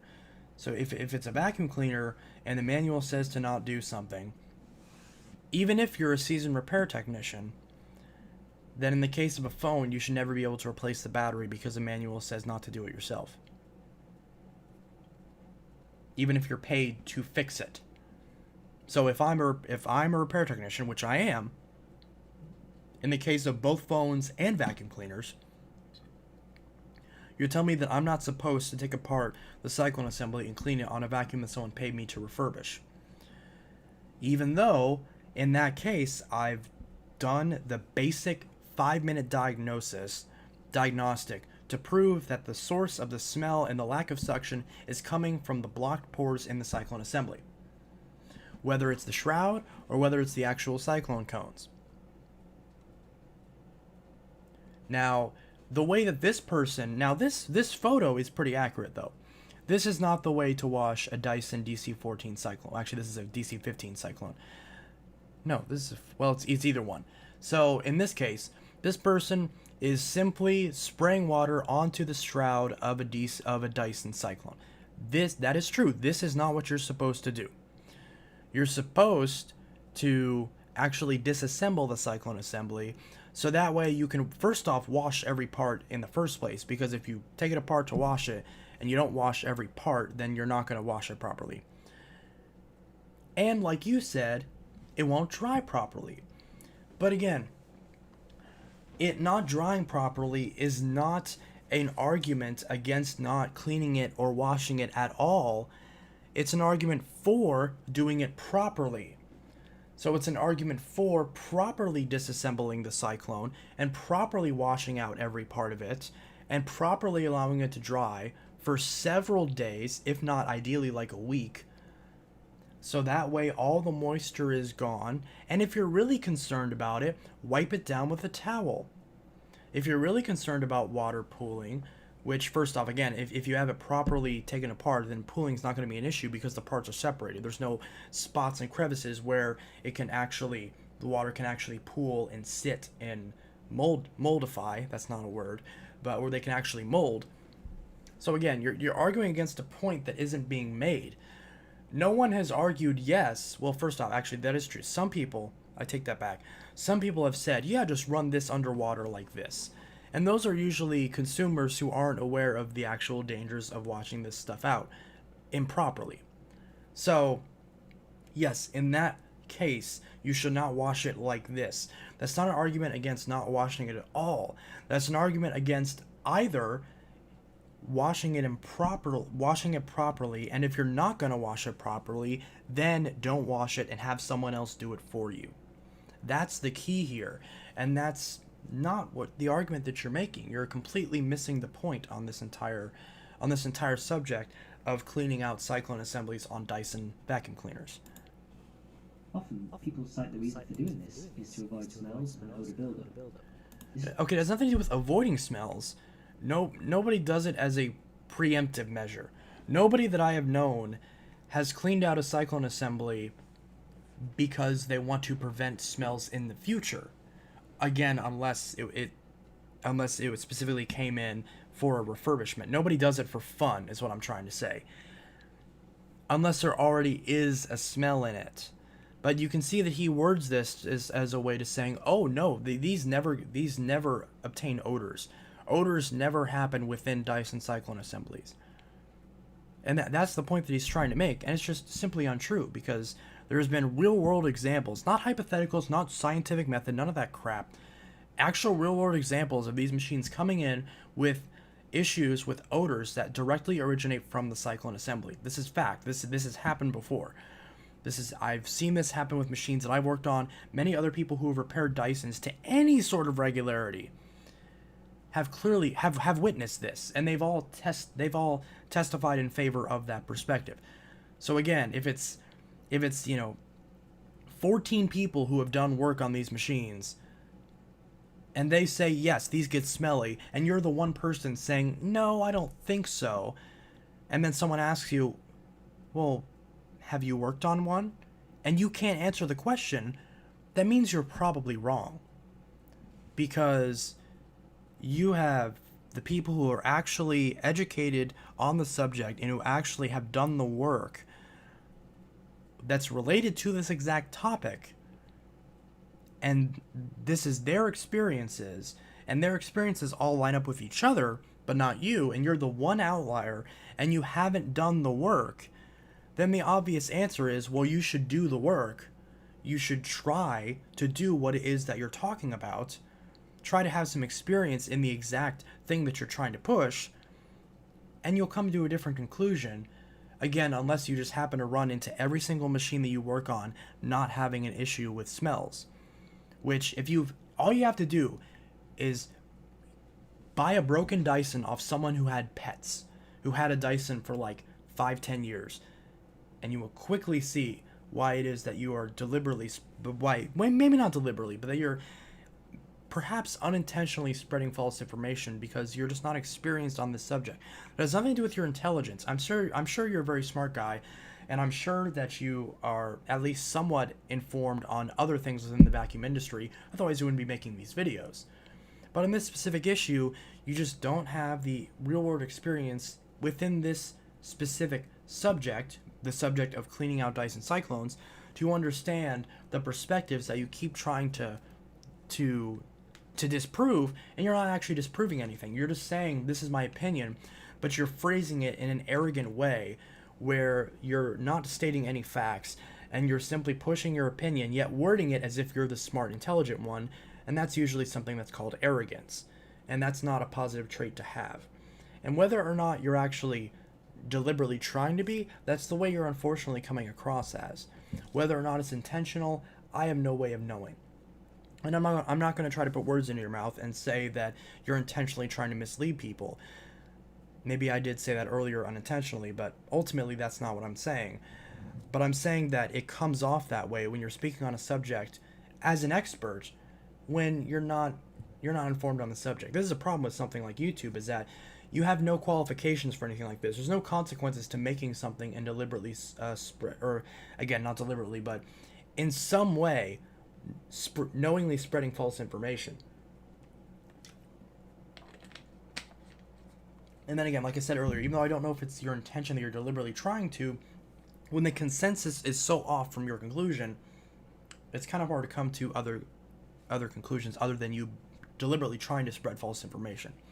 But again, this is a complete myth, and the rest of this video will explain why. Okay, so bookmark that. The rest of this video will explain precisely why there is no reason to ever clean out Dyson cyclones. Ever. Unless, maybe in cases of abuse that you kind of touched on earlier in the video, but you didn't exactly explain, because all the reasons that you're giving are just all over the place. They're either arguing for something that's the opposite of what your title says, or they're arguing for something that is like partially there. Like in this case, you're saying don't wash these out because water can get into them. Well, does that mean that if the vacuum has been abused, then that means that you won't have to worry about washing them improperly? Do you see what I'm saying? Because none of it is like consistent. It's just all over the place. Odours are caused by the collection of organic particles, such as pet dander and other things containing bacteria, which... Didn't James Dyson die? No, he didn't. I washed my Dyson Cyclone the wrong way, and I let 24 hours for it to dry. I did not know this. Huh. Can become deposited. Good night, Intelitech Studios. I'll see you in the next stream. Yep. So considering the air path starting from front to back, there are several regions that odour producing dirt and dust can exist. In the floor head-on nozzles, in the bin, within the cyclones, or in the filters. So you see that origin of smells. And he just said origin of smells can be within the cyclones. Yet, just a couple minutes earlier, he said no, smells don't occur in the cyclones. It's only to prevent future smells is the reasons why people clean out the cyclones. Which is his way of saying there's no reason ever to.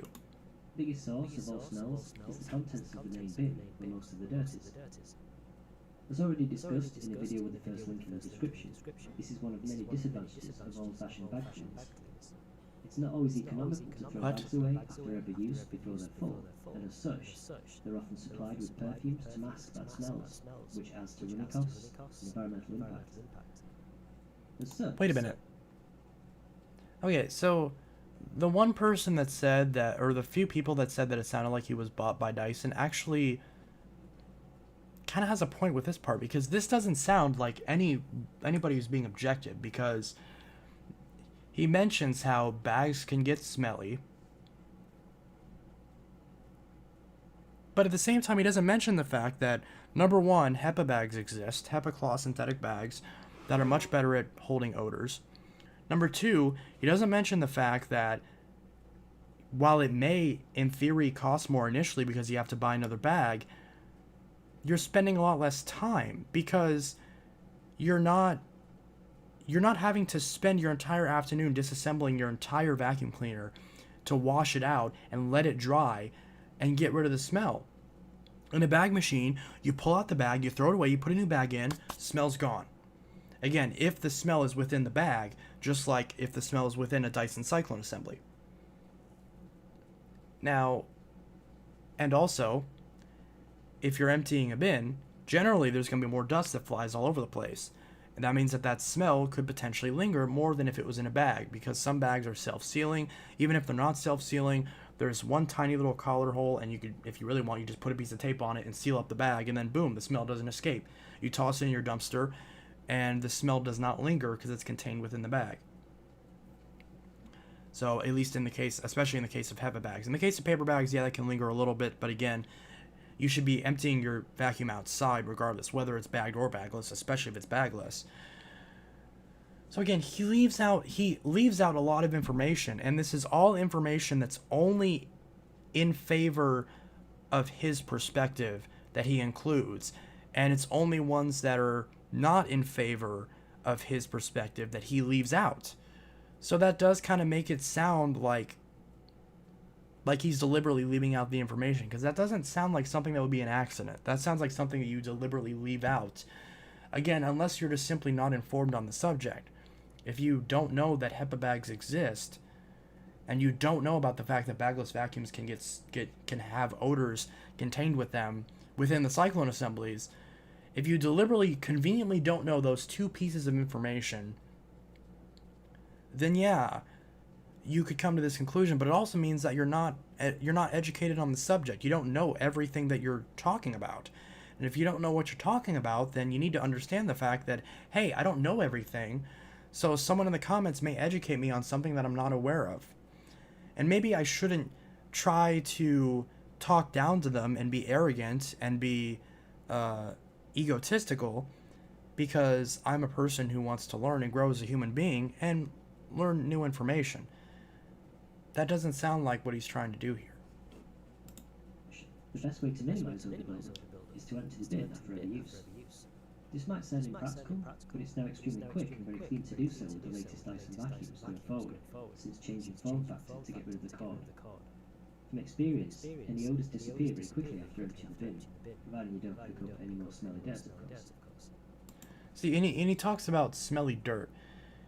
It's not just about smelly dirt per se, because all dirt, to some form of another, has an odor to it. I mean, because that's part of what you're cleaning up. That's, the job of your vacuum is to clean up things that are dirty. So if you have pets, if you have bacteria or anything like that, that's all getting sucked up in the vacuum. Odors are naturally going to occur over time. Now, the key is that depending on the environment, the odors may be worse and may be much better. Oh, is there echoes? Sorry, is this echoing? Is this not working properly?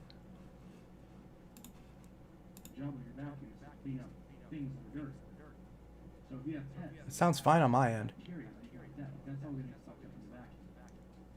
Odors are naturally going to occur. Alright. The next biggest Is that Dyson's stock footage vacuum test is playing? Yes. candidate for odors is the filter. Wash the inside of the filter unit first. Hold it upright into the cold tab and agitate using a rotating motion. What? By definition, this captures small particles, and some of which are likely to be organic and bacterial. Oh, the video sound is. Modern Dyson cleaners instruct you to rinse the filter.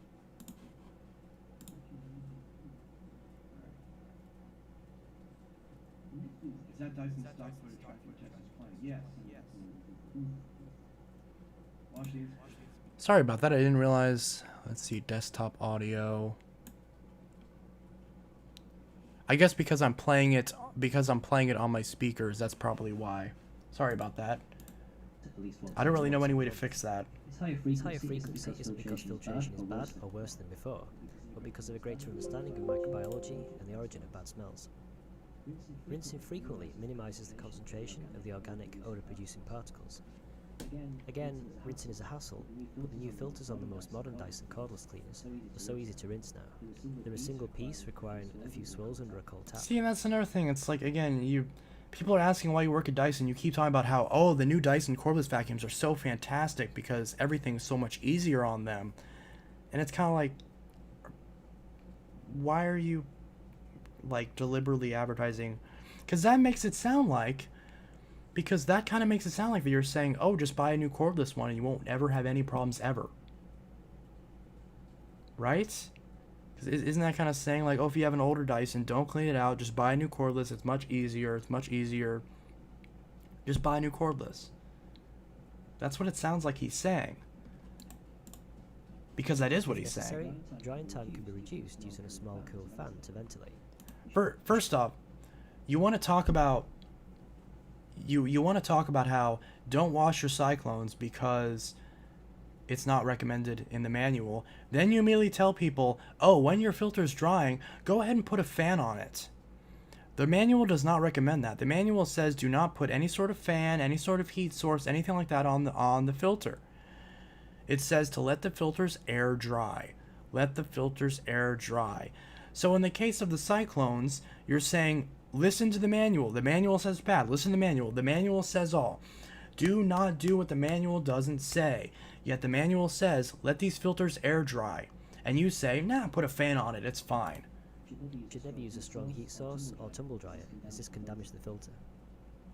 Other parts of the machine. So again, you're hypocritical on that because you are using the exact same thing that earlier in the video you say you shouldn't use, which is any advice that isn't directly in the manual. So you're wrong. Which is the head, may have large particles blocking it, which could in principle cause or trap bad smells, but there is not likely much coming from there in general. So what about the cyclone assembly? One big myth is that the chambers in the cyclone assembly could be harbouring smells. There's actually very little dirt in the cyclone cones themselves, because the airspeed is so high that they self-clean. That's not... I mean, that's kind of true. But at the same time, you just showed examples earlier in this video of cyclones that were clogged up. So because you showed examples of cyclones that were clogged up, that means that by definition, these cyclones do not spin high enough to not allow dirt to get trapped in them. So you are wrong again. Now, generally speaking, a lot of times these cyclones will filter enough to where mostly what's built up is fine dust. But again, what's built up is fine dust. That's precisely why that Dyson had to change their design of the DC-07, because in the original design of the DC-07, the cyclones that ended up at the top, where they got smaller at the top, they had issues where because the holes that allow that where the dust escapes from was so tiny that after just a couple years of usage, those holes were getting clogged up and causing people issues with their vacuum cleaners. That's why Dyson had to re-engineer the cyclone assembly in the Dyson DC-07 to chop off those cyclones at a lower portion inside the assembly, so that way the exit holes were bigger and were less prone to clogging with dust.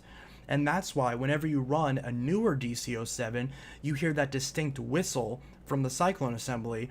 That's because the air is rushing through it at a much higher speed, because the actual exit hole is much bigger, therefore causing more noise within the cyclone assembly.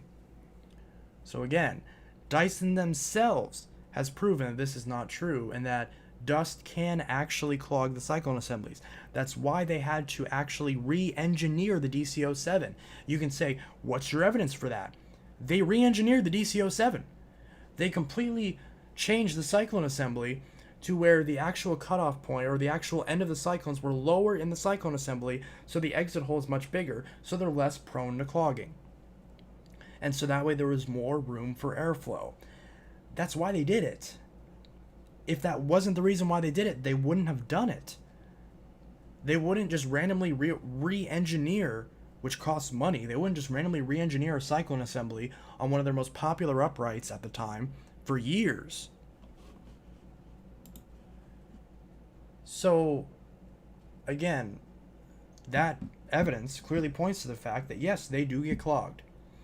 Because Dyson had to re-engineer it, because through normal use, even if it's slightly abusive, you have to design your vacuums to be abused to some extent or the other, and to be able to handle that. Why do you think the Dyson Kinetic models had so many issues? Because the Dyson Kinetic models were supposed to be able to handle not having a pre-filter, and then the motors started dying on those. And Dyson had to quickly discontinue them and start selling them at a cheaper price, go back to the drawing board and re-engineer them. And now they sell them at a deep discount when compared to the non-kinetic models, because the non-kinetic models have a more traditional cyclone assembly that doesn't have the same issue as the kinetic models. So, because again, and also, if these cyclones were self-cleaning, then they wouldn't have had to design the kinetic in the first place, because the kinetic has the rubber tips that vibrate and twirl in order to try to fling dust out of the airstream and out of the cyclones a bit earlier, or a bit more efficiently. So if it's the case that Dyson cyclones are self-cleaning, then why did Dyson have to design the kinetic model to self-clean by having rotating tips at the ends of the cyclones on the kinetic models? Can you explain that? Or can you not explain it because you don't have an answer for that? Right, so if that's the case, then why did they do that? And you're also showing, I think this is a DC-14 here that you're showing. Is discharged into Where, yeah, again, they are not self-cleaning. Again, if you've opened up a DC-14 and cleaned it, you would know that to be a fact. So again, I'm bringing up point after point after point after point. So don't you dare try to say, you didn't bring up any evidence. Okay, if you say that, you're never going to watch this video. But if you do, and you say that, it's like, well, congratulations, you didn't watch the video. Now, if your argument is, oh, well, the kinetic models actually do self-clean because they just self-clean better or whatever, then sure, make that argument. But don't try to say that I didn't provide any sort of arguments, because I didn't. And, or because I did, obviously. It's right here. You can see me providing the arguments. You have provided no evidence for what you're saying is in this video.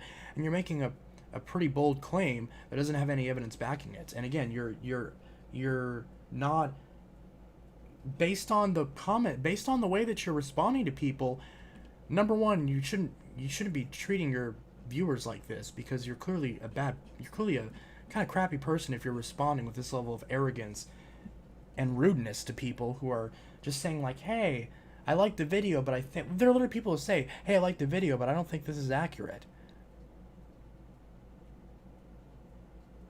So it's like, you're clearly not in this for the right reasons. Put chamber in the main bin, which is sealed from the main compartment where most of the smelly dirt is. Many people don't Sorry for realise the this echo. discharge chamber isn't directly part of the airflow path and is flow neutral. While particles in there could be capable of producing smells, those odours are not driven into the airflow or exhausted from the machine, unlike those produced by smelly dirt in the main bin. Okay, so he mentions how the inner cyclone, which again I mentioned how I had the DC-07 where the entire inner cyclone was completely caked with dust. He mentions how, well, those aren't moving, so those aren't capable of smell. And my response is, do you not understand how smells work? If I have garbage that has rotting meat in it, are you going to make the argument that, oh, well, the meat's not moving, it's just sitting there, so it's not going to actually produce any smells that you can smell and that you can sense? I'd look at you like you're crazy, because obviously you know that's not the case. So why is it that if there's something that is causing an odor that's inside the inner cyclone, all of a sudden it's completely incapable of having a smell? When again, if I have rotten chicken sitting in my garbage, it's not moving anywhere, it's just sitting there. And it's sitting underneath a bunch of other garbage. Yet you can still smell it. Just like how inside a cyclone assembly you could smell it. Or even, not even just while the vacuum is running, because again, there's still air going around it. So that still could be causing the odor to be revealed. You're saying that, oh, well, you're just not going to be able to smell it. That's not true. And again, that's not really relevant, because even if you can't smell it, that scent, that odor is still there. So that's still an odor that would need to be cleared out if you're going to sell the machine or give it to someone else, because that's just gross, and you don't want that hiding and lingering inside your vacuum cleaner. Whereas if you had a bag vacuum, you just throw the bag away, and that's it. Or if you had another machine that was easily able to be serviced, you just take it apart and wash it, and then it smells like a brand new vacuum. With the Dyson, you're telling us that we can't do that. You're telling us, oh, well, if you want the smell to go away, then it doesn't exist. You're not even answering the question. The question being, well, how would I get rid of smells inside my vacuum? Oh, you don't. There's no smells there. You're just imagining it. Or the filter, which are directly part of the airflow path. As such, dirt in the discharge chamber doesn't contribute significantly to any odours. It's trapped and isolated from the main airflow until it's emptied out. So it's completely unnecessary to remove any dust inside the cyclone assembly.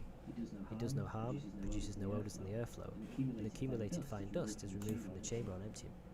You're not supposed to go into these regions of the cleaner, and no maintenance is required there, and hence... You're not supposed to go in these regions of the cleaner. No maintenance is required there. Again, that's not true. You don't have any evidence to back up that claim. And there's a bunch of counter evidence that's just been explained that proves that yes, in some cases, you do need to clean out those smells and clean out the dirt that's inside that assembly. And the only way to do that without buying a new cyclone pack, which again, if you're going to make the argument that buying a replacement bag is not economical, then I can't imagine you make the argument that buying an entire new cyclone pack or buying an entirely new vacuum is economical. Right? That's why it's so difficult to get in there. Bit of a clue, being behind layers of screws and seals. There are a lot of questionable YouTube videos showing people going outside and blowing dust out with compressed air, making a huge mess, and claiming Dyson vacuums are thus dirty, or could fail if you don't do so. Or even worse, videos encouraging hosing with water. This shows a complete and potentially dangerous ignorance of how these machines operate as fluid dynamic systems. They mislead. It's dangerous and shows that they don't know how these machines operate. Yes, because the people who have actually taken the machines apart and serviced them hundreds of times don't know how the machines operate. When they have the machine taken apart in front of them, they don't know how the machines operate. But you, on the other hand, know how they operate because you made a YouTube video telling other people they don't know how they operate. So that means that you do know how they operate and they don't. Right?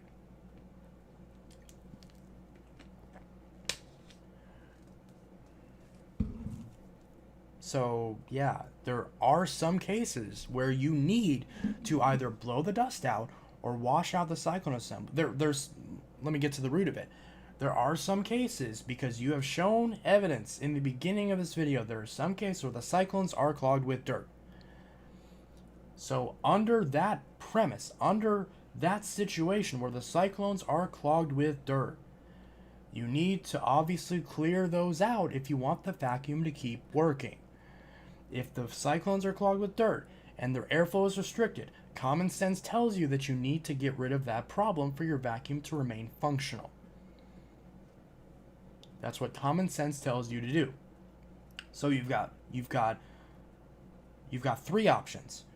If you have a vacuum cleaner, if you have a Dyson, any bagless vacuum cleaner, but in this case a Dyson, that is clogged up with dust in the cyclones, and therefore because of that specific issue it is not creating suction, and it is causing strain on the motor, there's three solutions.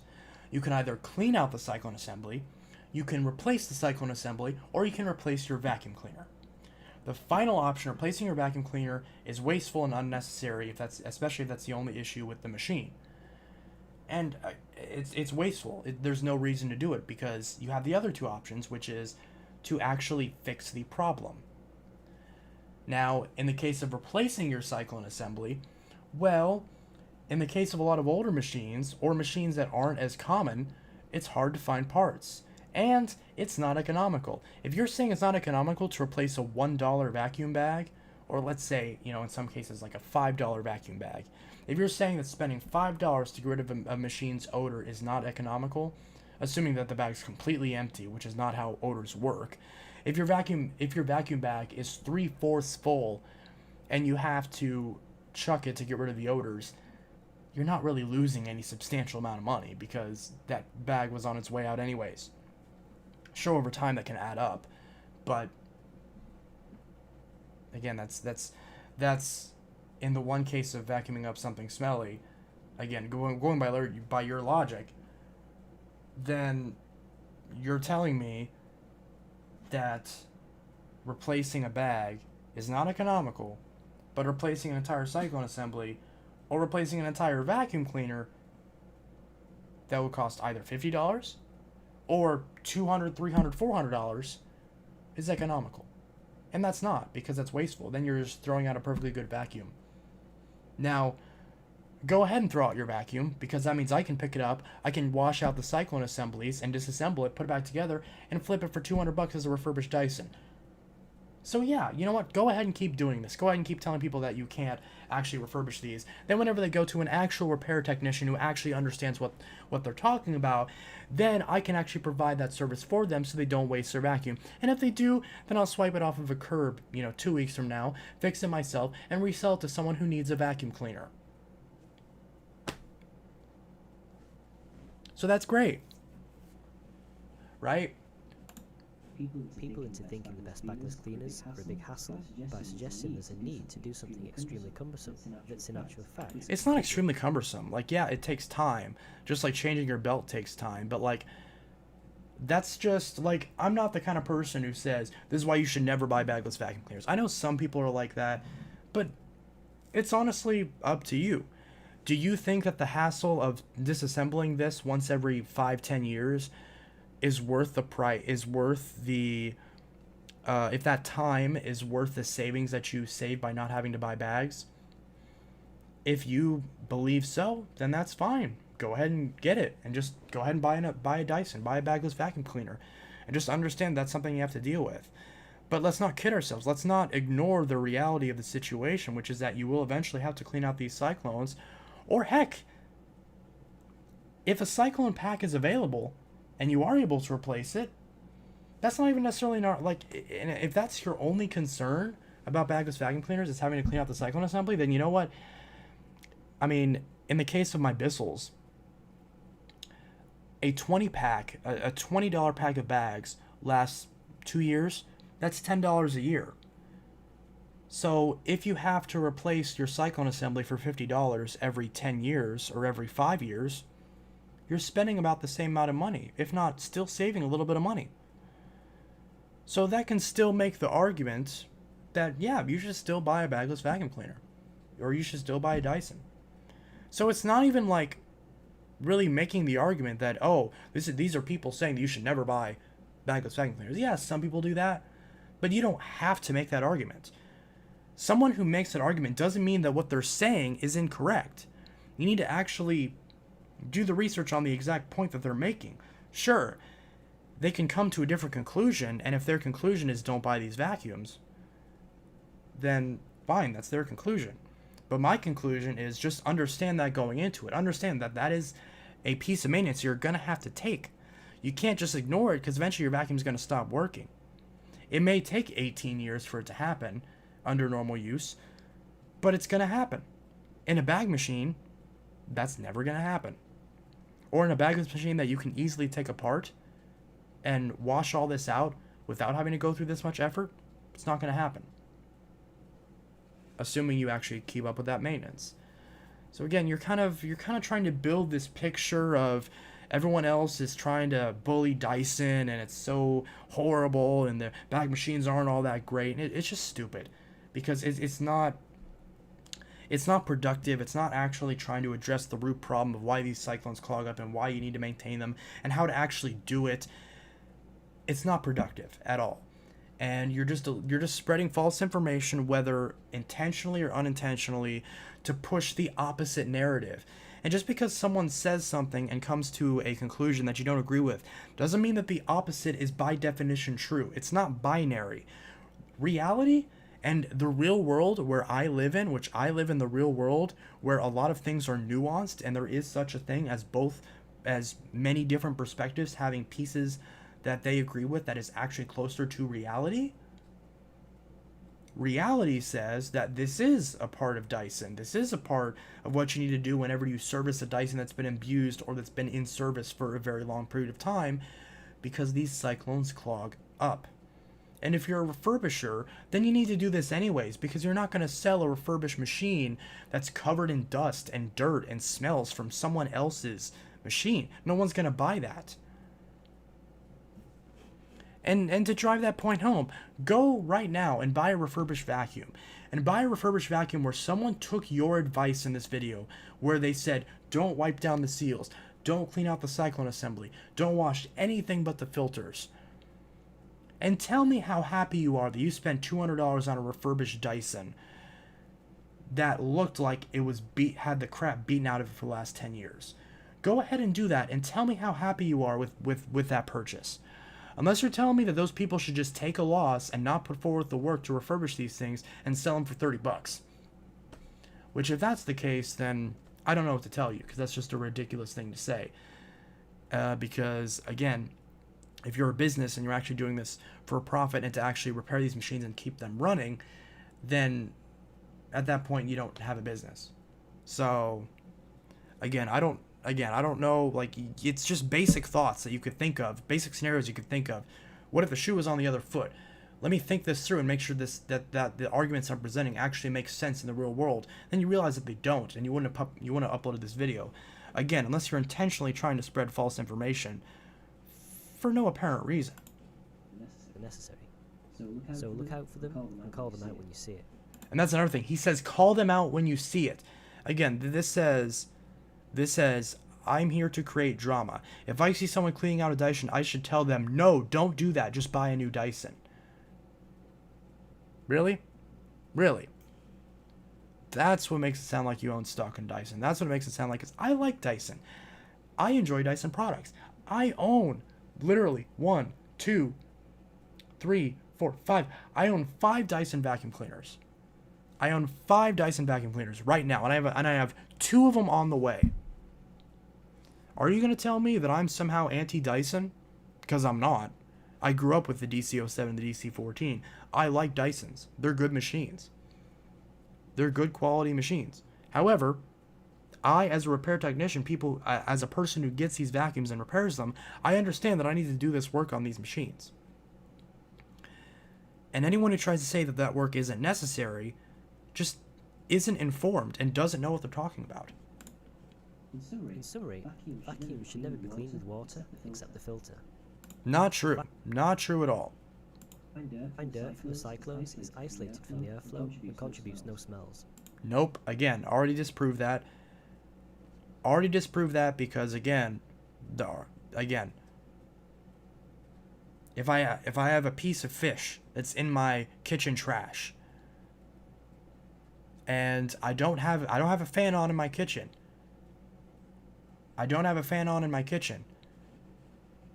then yeah. The fuck? Javion says he wants to be your new boyfriend. Because you're anti-Dyson, it isn't necessary to do work. Are you being sarcastic? But yeah, so again, that's disproven. Because again, just that quick, you know, just, what's the word? Example, there's a word that starts with A, I think, that's supposed to mean, like, a similar scenario that kind of, like, disproves anecdote, whatever. You know what I'm trying to say. So, again, the part about there not being any odors isn't true. The part about not washing out your cyclones, or any, you didn't even say cyclones, you said any part of the vacuum that isn't the filter. That's just not true. You never, if something is some sort of clogged, or if something is dirty and needs to be clean, have you seen the condition that some people put vacuums in? Are you telling me that you shouldn't strip the machine down and wash all the parts so that way it looks new again and is clean and sanitized? Especially with this virus going on right now, you're telling me that you shouldn't sanitize your vacuum, you shouldn't wash it and sanitize it? Come on, it's ridiculous. Again, you should do it right. You shouldn't put any metal parts in there. You should make sure everything dries properly before you put it back together. Like, that all makes sense. But to say to never do it, you just don't know what you're talking about. The main source And again, like, when I say you don't know, I'm not saying this against you personally, but just saying it's like, I've just disproven why that's not the case. So if you're still making that argument, then you're just deliberately ignoring the points, and you're not actually, you're not actually saying anything. You're just repeating the same talking points over and over again that have been disproven. The main bin. So empty often if odors are a problem. This is really quick and clean with the latest Dyson models. Again, he says the latest Dyson models. Like, why do you sound like you're trying to sell me a Dyson? Bacteria-rich particles that produce smells. This is really easy in the latest models, as there's only one. Yeah, I'm not going to do that. Finally, always check for YouTube propaganda and call it out when you see it. Yeah, again, check for YouTube propaganda. And so, someone showing you a machine that's covered in dust and where the cyclone assembly is caked with dust. Have you seen some of these? They're truly disgusting. And saying that, and simply saying, yeah, I'm going to clean this out because I'm not going to give this back to the customer in this condition after they paid me $100 for a service. Or in my case, $30. Obviously, if I was an actual, like, official repair shop, I couldn't charge that little. But, like, again, just think about this logically. It's just, nothing that he's saying in this video makes any sense and is backed up by anything. He contradicts himself multiple times in this video.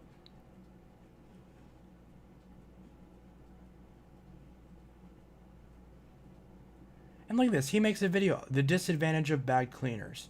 That sounds biased because he didn't make a video on the disadvantages of bagless cleaners. In fact, this is deliberately trying to sell you a Dyson. Proof of source of bad smells. You don't need a video. You don't need a video to prove. That's the thing. He's like, I have this video that says, okay, I don't care what your video says. I don't care if your video says that, well, I don't think that smells can originate from the Dyson. Okay, I don't care. I've actually repaired these things. I've actually seen this firsthand in the real world, that these things have smells sometimes that actually come from the cyclone assemblies themselves. Therefore, they need to be stripped down and cleaned and washed and properly dried and reassembled. Keyword, properly dried, properly washed. Do it properly. Don't do it like in this picture, obviously. But you actually disassemble the cyclone properly, and you wash it out properly, and you dry it out properly, and then your vacuum performs like new again, assuming that the cyclone assembly in that case was the issue. Yeah, I am going to dislike that. It's a stupid-ass video. You never repaired a Dyson. There's no electrical parts in the cyclone short circuit. Oh, I forgot about that. Yeah. So he says he said that it could short circuit. I forgot to respond to that point. Now, first off, short circuit isn't exactly the right word there, but I see what you're trying to say. I think the point that he's getting at is, if you have a Dyson where there is a filter in the cyclone assembly and water that's inside the cyclone assembly gets sucked into the ductwork, and there isn't a pre-motor filter before it goes into the motor, or it's not installed or something, then that's sucking that water directly into the motor, and that can cause the vacuum to burn out. So I think that's the point that he was trying to make. So I'm giving him the benefit of the doubt in that. And it's like, yeah, so I still kind of see his point where yes, you could break your vacuum if you put it back together with a wet filter or a wet cyclone assembly. That I give him that because that is true.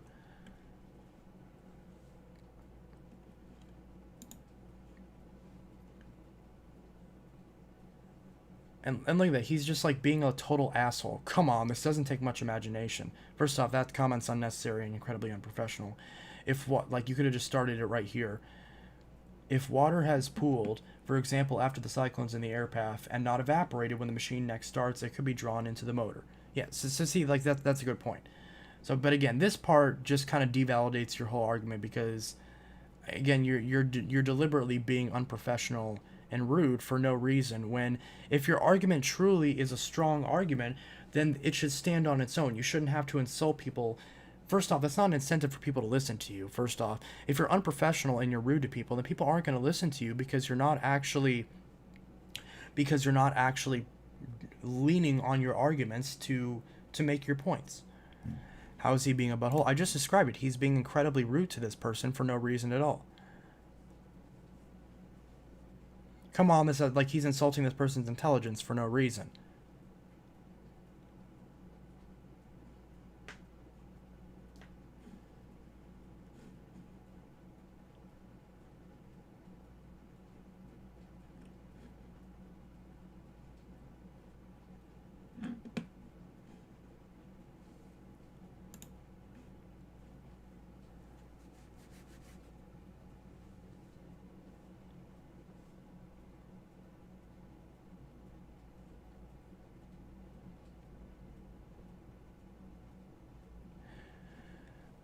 I don't doubt that's what you see. Identifying the true origin of smells is a bit more involved than an antidote.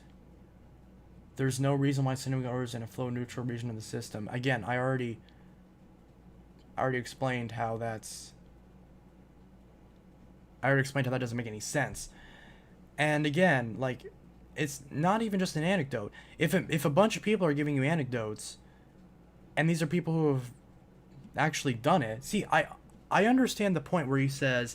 If you cleaned out the filters and the cyclone assembly and the brush roll and the ductwork and the smell's gone, then yeah, you don't know for sure if it actually was coming from the cyclone assembly. But if that's the only thing, if you only tore down the cyclone assembly and cleaned it out and then the smell went away afterwards, then duh, that's the only conclusion you can come to.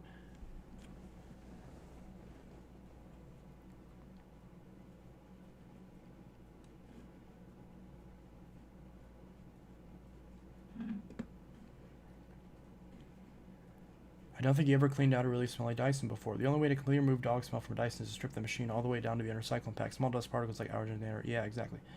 Get stuck on the bottom of the cyclones is not removable by just tapping the bin out or using an air compressor. I've washed many Dysons for consumers before. See, again, this person has washed many vacuums before. When I encounter a smelly Dyson, I know there's only one way to clean it. A strip down, a 24-hour bath in hot water and pine sol. Check your facts before posting a video.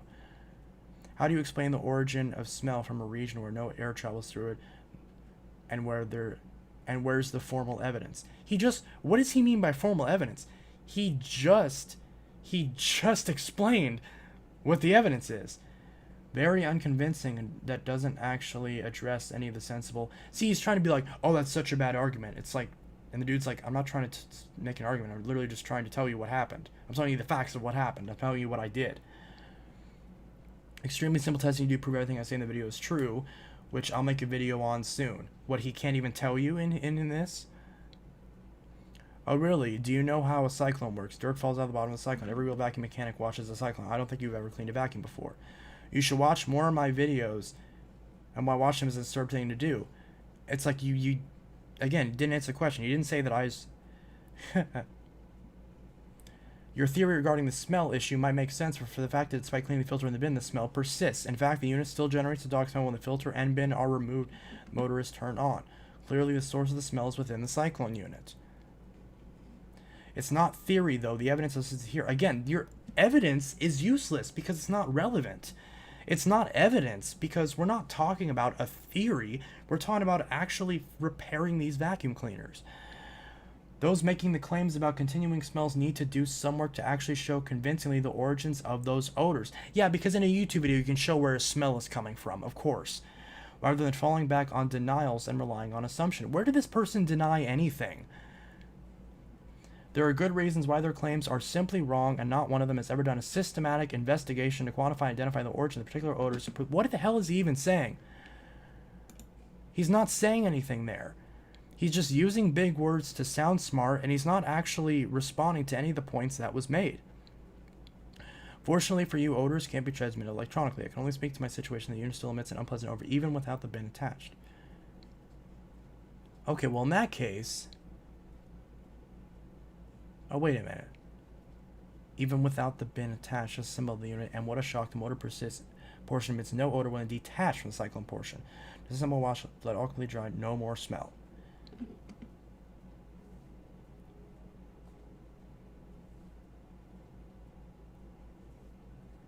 Cyclones are not hermetically sealed, and it doesn't matter if they're part of the air.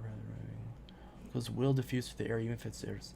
Yeah, see, no air flows through the garbage can either, but it can still stink up the room when there's garbage in it. Exactly. Right after said hello on a rear rant. Oh, what the hell? What happened? Wow. Some trolls in the chat.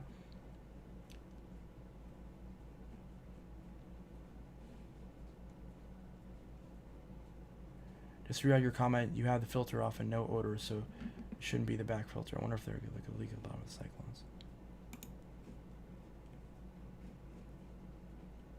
Cyclones need periodic cleaning or flushing through, as the buildup of dust inside the cyclones impairs the air path, and it's not a smooth airway.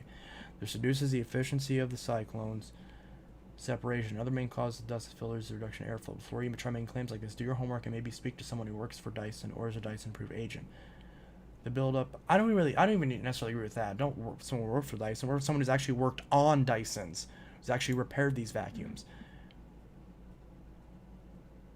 See, again, he's being a complete cunt for no reason.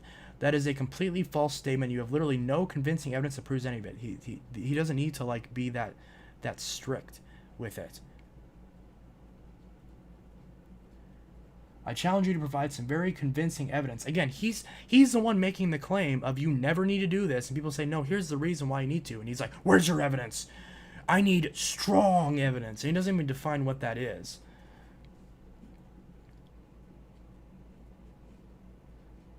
And again, he mentioned in the manual, yet you just said to use a fan to dry filters, which is not recommended in the manual.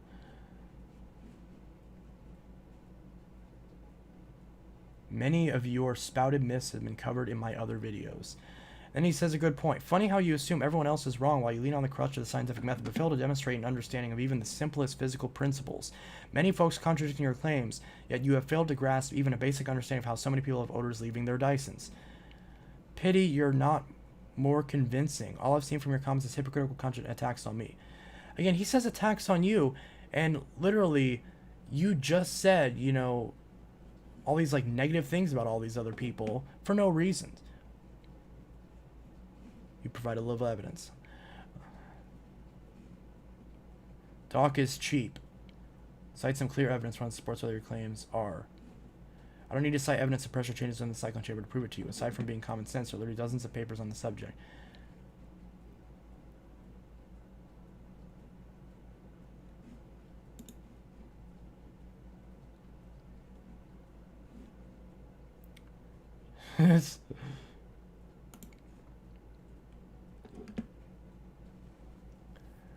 What the hell's happened in the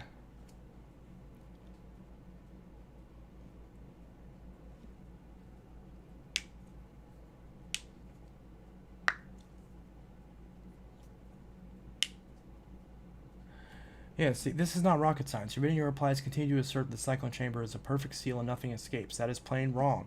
Your experiment used constant flow in open air, so after startup, there would have been minimal pressure changes. You also did not match the odor concentration that builds up over time as the vacuum is stored without organic matter on the chamber walls. So the issue here is that while you demand that others provide experimental data to counter your claim, it is your own experiment that was flawed, and many real experiences from other users serve as true experimental results that easily counter your own experiment. The video implies that no significant smell comes from the cyclone discharge chambers on the account for continuous smell, showing an example of experiments to confirm it. You're claiming there could be a transient odor for a short period until any diffused odors in the system are diluted to zero, and I don't disagree. Such contributions, however, don't account for what people report. You're talking about what people report, yet people are reporting the opposite of what you're saying. Under what circumstance? Besides, it's like, what are you trying to say? You're trying to, well, this person reported that, well, they don't have odors from their Dyson. Okay, then it's irrelevant, because that's not what we're discussing. We're talking about odors that are coming from Dyson vacuum cleaners, from the inner cyclone assembly.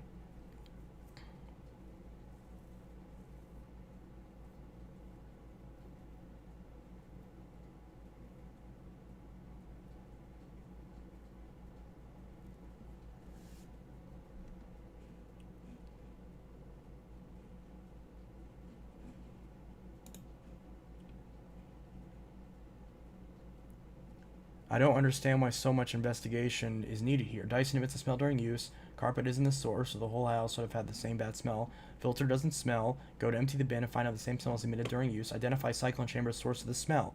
There's really no need to get more scientific about it than that. If the only part of the Dyson found to share the odor emitting during usage was a cyclone chamber, and if after cleaning the chamber the odor problem is resolved, then A, the chamber was a source, and B, enough odors were leaving the chamber during usage for the user to smell it.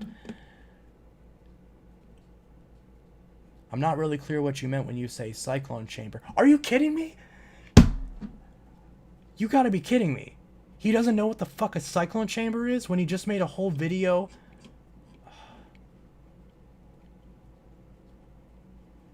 An explanation why cleaning the inner cyclone assembly is unnecessary on Dyson vacuums. You literally, didn't you say cyclone chamber somewhere in the actual video, that exact phrase?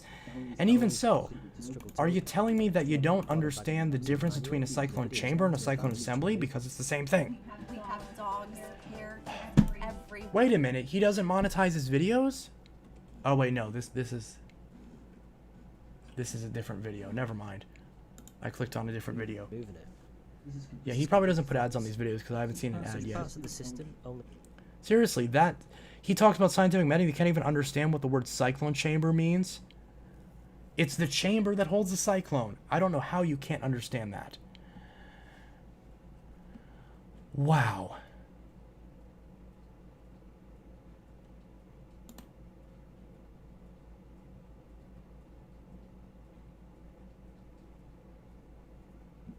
What the hell? I trust the guy who understands about vacuums much more than any of us experience or not. So real world experience is not as good as someone in theory making a video about it.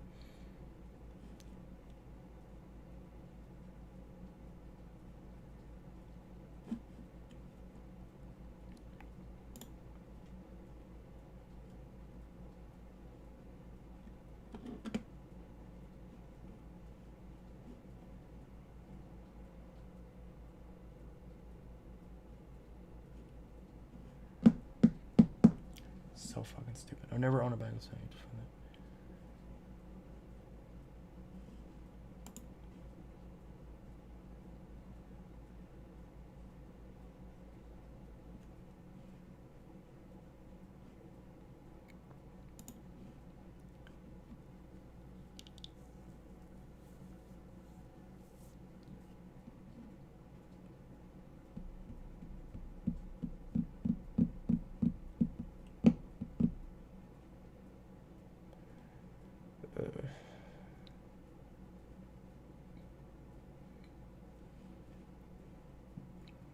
This video does not show me how to clean my cyclones.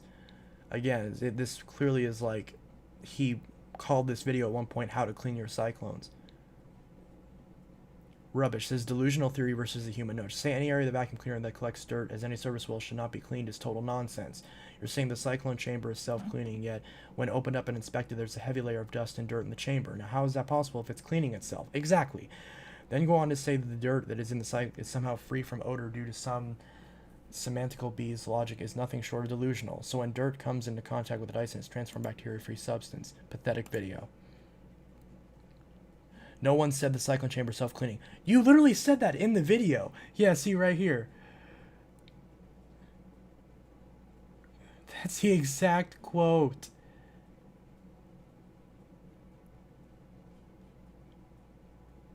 Between the cyclones and cyclone discharge chamber, the latter... Between the cyclones and the cyclone discharge chamber. First off, neither of them self-clean. The cyclone discharge chamber, again, in every single Dyson that I've disassembled, was full of dust. Literally, that DC-07 that I disassembled, from the bottom of the cyclone, of that discharge chamber that you're talking about, all the way to the top, about this long of a amount, was caked with dust. There was a sandcastle of dust stuck inside that vacuum. So if there's a entire, like enough to at least fill a 3-liter bottle worth of dust jammed in that cyclone, you can't tell me it's self-cleaning, because that's obviously not true. Unless you're telling me that every single Dyson I've ever worked on has been wildly defective, and if that's the case, then something isn't right there.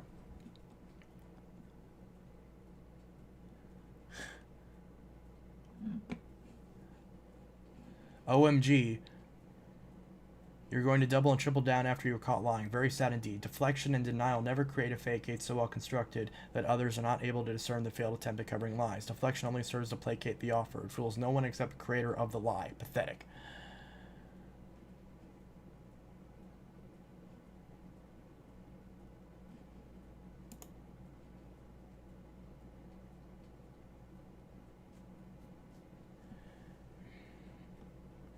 Absolutely true. Even when vacuum repair guys don't actually realize that air doesn't flow through the discharge chamber, so dust in there doesn't matter.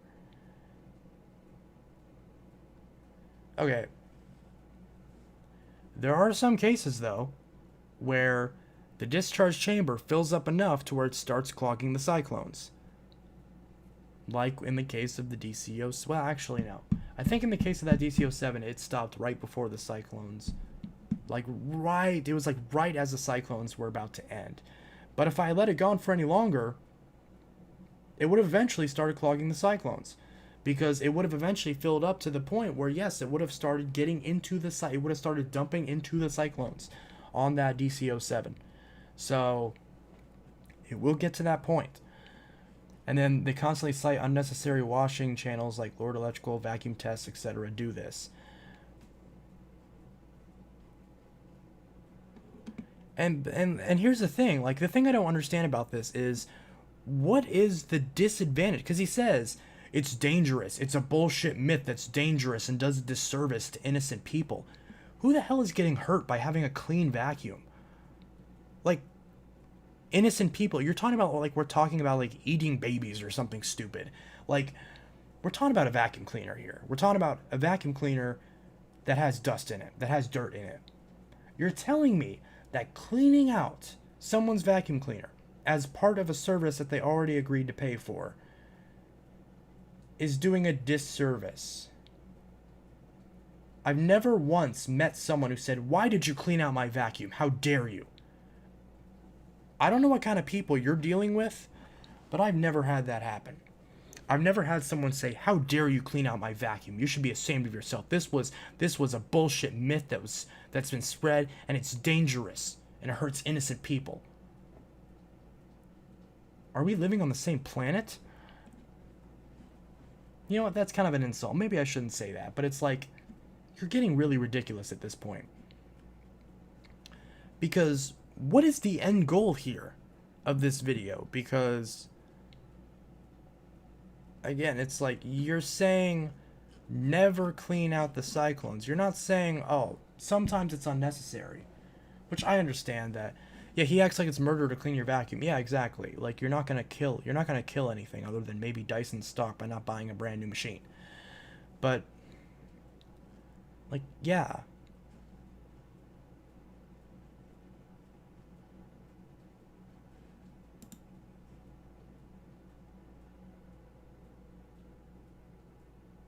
Then someone says, "So my Dyson has no filters. None that you're supposed to replace anyway. I've cleaned everything and it still stinks. How do I remove the smell then?" Hard to know without seeing the machine. Okay, so in this case, he can't give you an answer, which, that's not necessarily a bad answer, because that's a good point.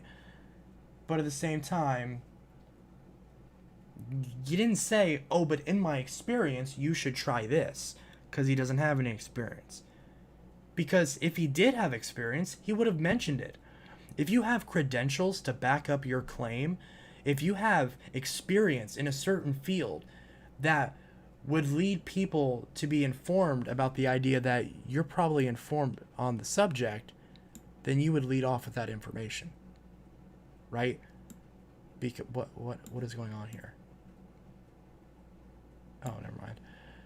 Because if you were educated on something and you had experience, then you would lead off with that information, because that would be evidence towards you saying that you know what you're talking about, because I've seen it firsthand. But why is it that you can't cite that? It's probably because you don't have that experience. Because if you did have that experience, you would have mentioned it by now in one of these thousands of comments. You would have mentioned, oh, I fixed 14 of these, and I've never had an issue with the actual cyclone assemblies. In my experience, it was relatively unnecessary. And if that's the case, well then, hey, that's your experience.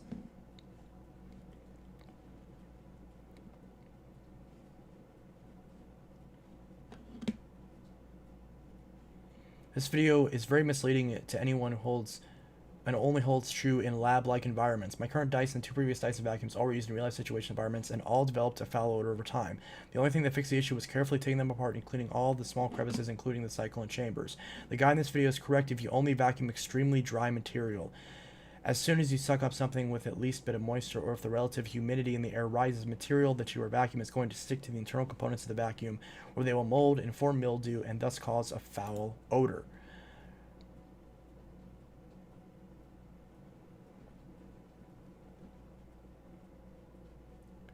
Ironically, its use being misleading for the reasons not outlined below.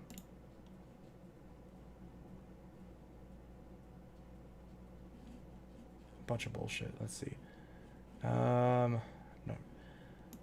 Like, see so many people saying this.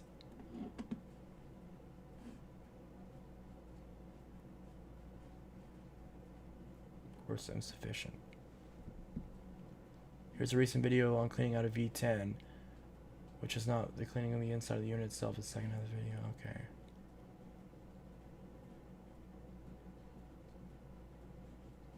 Cracked filter assembly.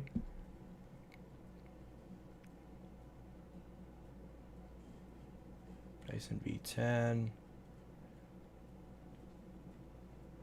Ideally, the video would hold true. However, in a Dyson animal world with dog dander for dog, naturally stings produce a lot of odor that is the cause of the stink. It has always caused thick caking on and in the cones. If it was simply dry human dander and dust, or pet dander from a low oil odor pet, then I could see that being ideal, not causing much or any caking. I see many people saying how wrong you are in your video. I believe you are correct only under normal or ideal circumstances and conditions of a pet owner. My dog's oil is really sticky and gross and thick, and she creates it daily when she gets excited, even after a shower when she doesn't stink, just getting quickly excited by someone knocking on the door, any other reason, and proof stink oil. That gets all over the rug when she lays on it, and dander also gets all over the rug, as well as her stink of the fur that she gets shed. So it all depends on owner circumstances. Think outside of the realm of use, of ideal use and vacuum conditions. Like, that's a very good point. Many other comments have pointed out that if an owner continues to suck up smelly material, odors will be produced. This applies to any vacuum cleaner by definition of how they work. The sequel link to the Serpent Dispel was a myth that odors originate from the internal cyclone discharge chamber. They don't. They originate from elsewhere along the air path. You can't eliminate odors if you continue to suck up smelly material. That part was supposed to be completely obvious. Yet, that still argues against what you're saying in the video, because in the video you're saying that never clean out your Dyson Cyclones. So again, it's been disproven.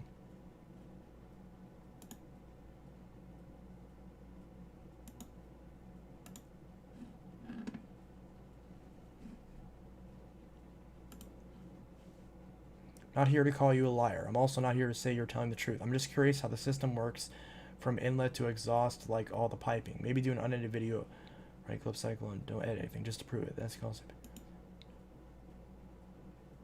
I have no intention of dismantling a working product.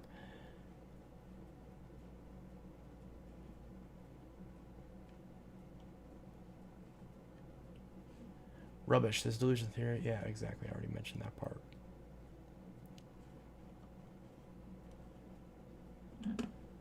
Use component parts and allow it to fully dry out. See, that's exactly what I say.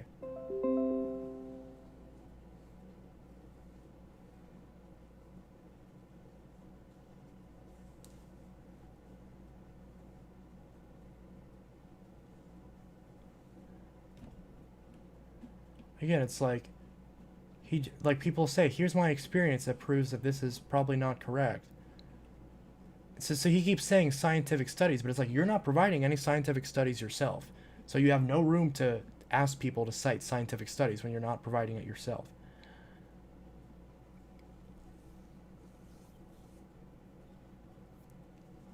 Fake fact, yeah.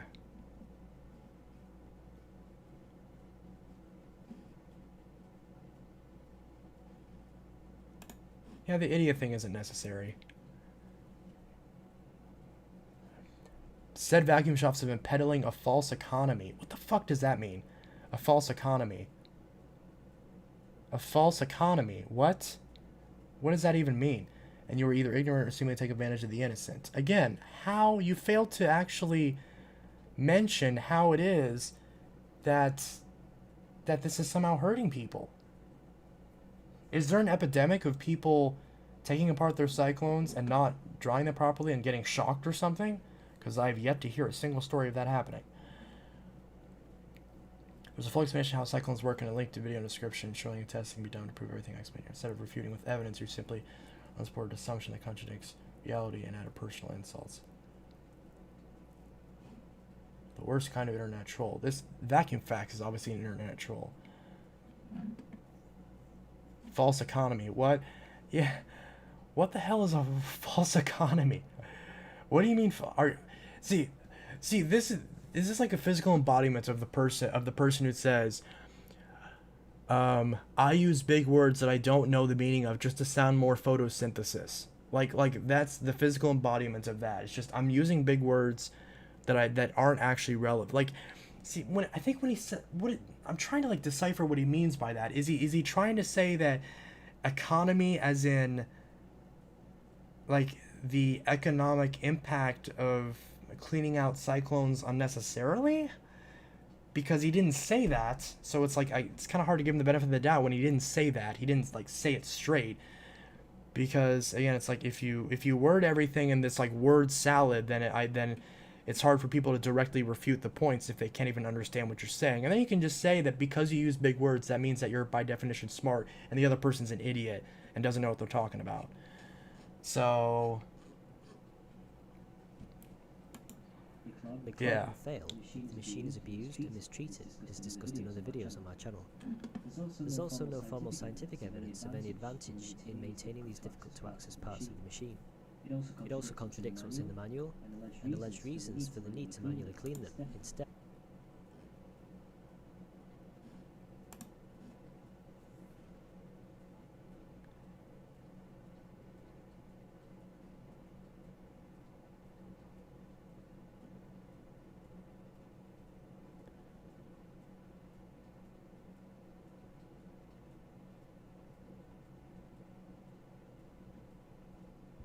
Well, I'm going to go likely for the rest of the night this time though. So bye.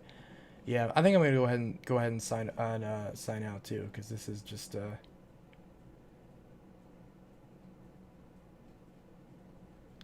I think I'm done. I've lost enough brain cells today. I mean, I still think he's trying to make the point of if you're a regular consumer and you don't know how to disassemble these things properly and dry them out properly, and you're using it under normal conditions where you're not abusing the machine, then yeah, I see what he's trying to say. You probably don't need to dismantle the cyclone assembly. However, eventually you're gonna have to. Just facts. Eventually you're gonna have to, and that's where if you don't know what you're doing, either just go ahead and replace the cyclone assembly if you don't want to do the work, if you can, and if you choose not to, or otherwise take it to someone who is able to properly take apart the cyclone assembly and clean it out and put it back together while it is dried properly and thus sanitized and eliminated of said odors. So again, I think that his video is just kind of unnecessarily long, and I think in his process of trying to make it sound more informed, I think in the process he just ends up contradicting himself a number of times and spreading false information. So, you know, and again, like in the real world where these things get abused, So yes, I understand he's talking about under ideal use, but ideal use doesn't happen with these machines. Sometimes it does. Like, honestly, in the case of that DC-07, the owner took very good care of it. It was in decent condition. Like, it was 18 years old, and it was in pretty decent physical condition. And despite that, the cyclone assembly was still clogged with dust. Granted, that's over an 18-year period of the machine being in use. Maybe like 17, 18, 16, however many years. Well over a decade and a half. So it's over that large period of time, but again, if it was used for another 5 years, that dust would have gotten to the point where it would have started clogging the cyclones and probably could have potentially burned out the vacuum if the person didn't realize that there was no suction and they kept using it while it was plugged up, and you could cause the motor to burn out. Now a lot of this is kind of hypotheticals, but again, it's like, it's evidence, use critical thinking. If the cyclone pack is clogged with this much dust in this amount of time, we can conclude that with the same usage patterns, that after this amount of time, the dust would actually exceed the amount to where it would cover up the cyclones and then start clogging the machine and causing it to not work anymore. I don't see how that statement is at all controversial or somehow not scientific. So anyways,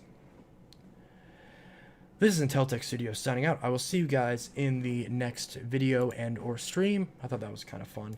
And also, he uses Dyson clips in this video, so I don't think I'll have to worry about him trying to like copyright claim this video. And if he does, then I'm going to fight it, because that's bullshit.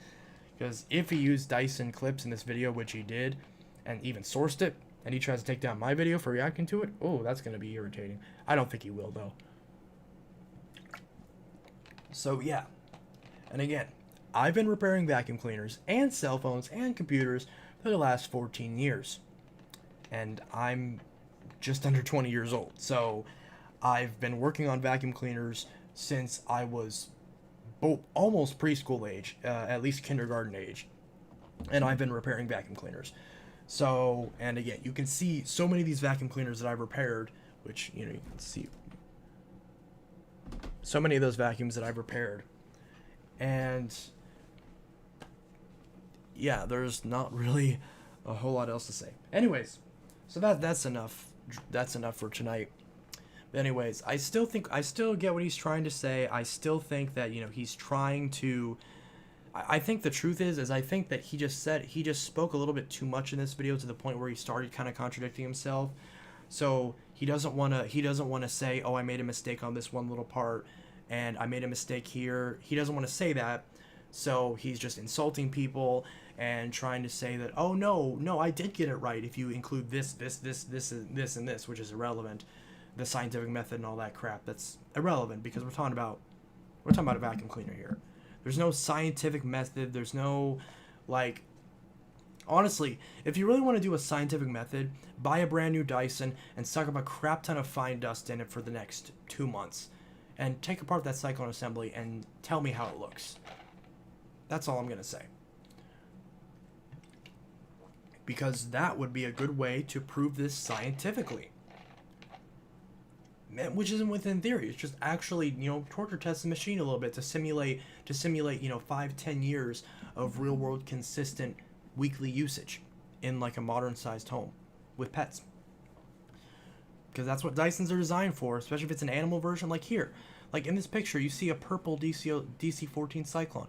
That's an animal version. The person who bought it probably has pets. That's why they bought the animal version. And that's why the Cyclones are caked with dust. Because all that stuff sticks to the Cyclones and causes the machine to not work properly after many years of use. So anyways, this is Inteltech Studios signing out. I'll see you guys in the next video. Stream.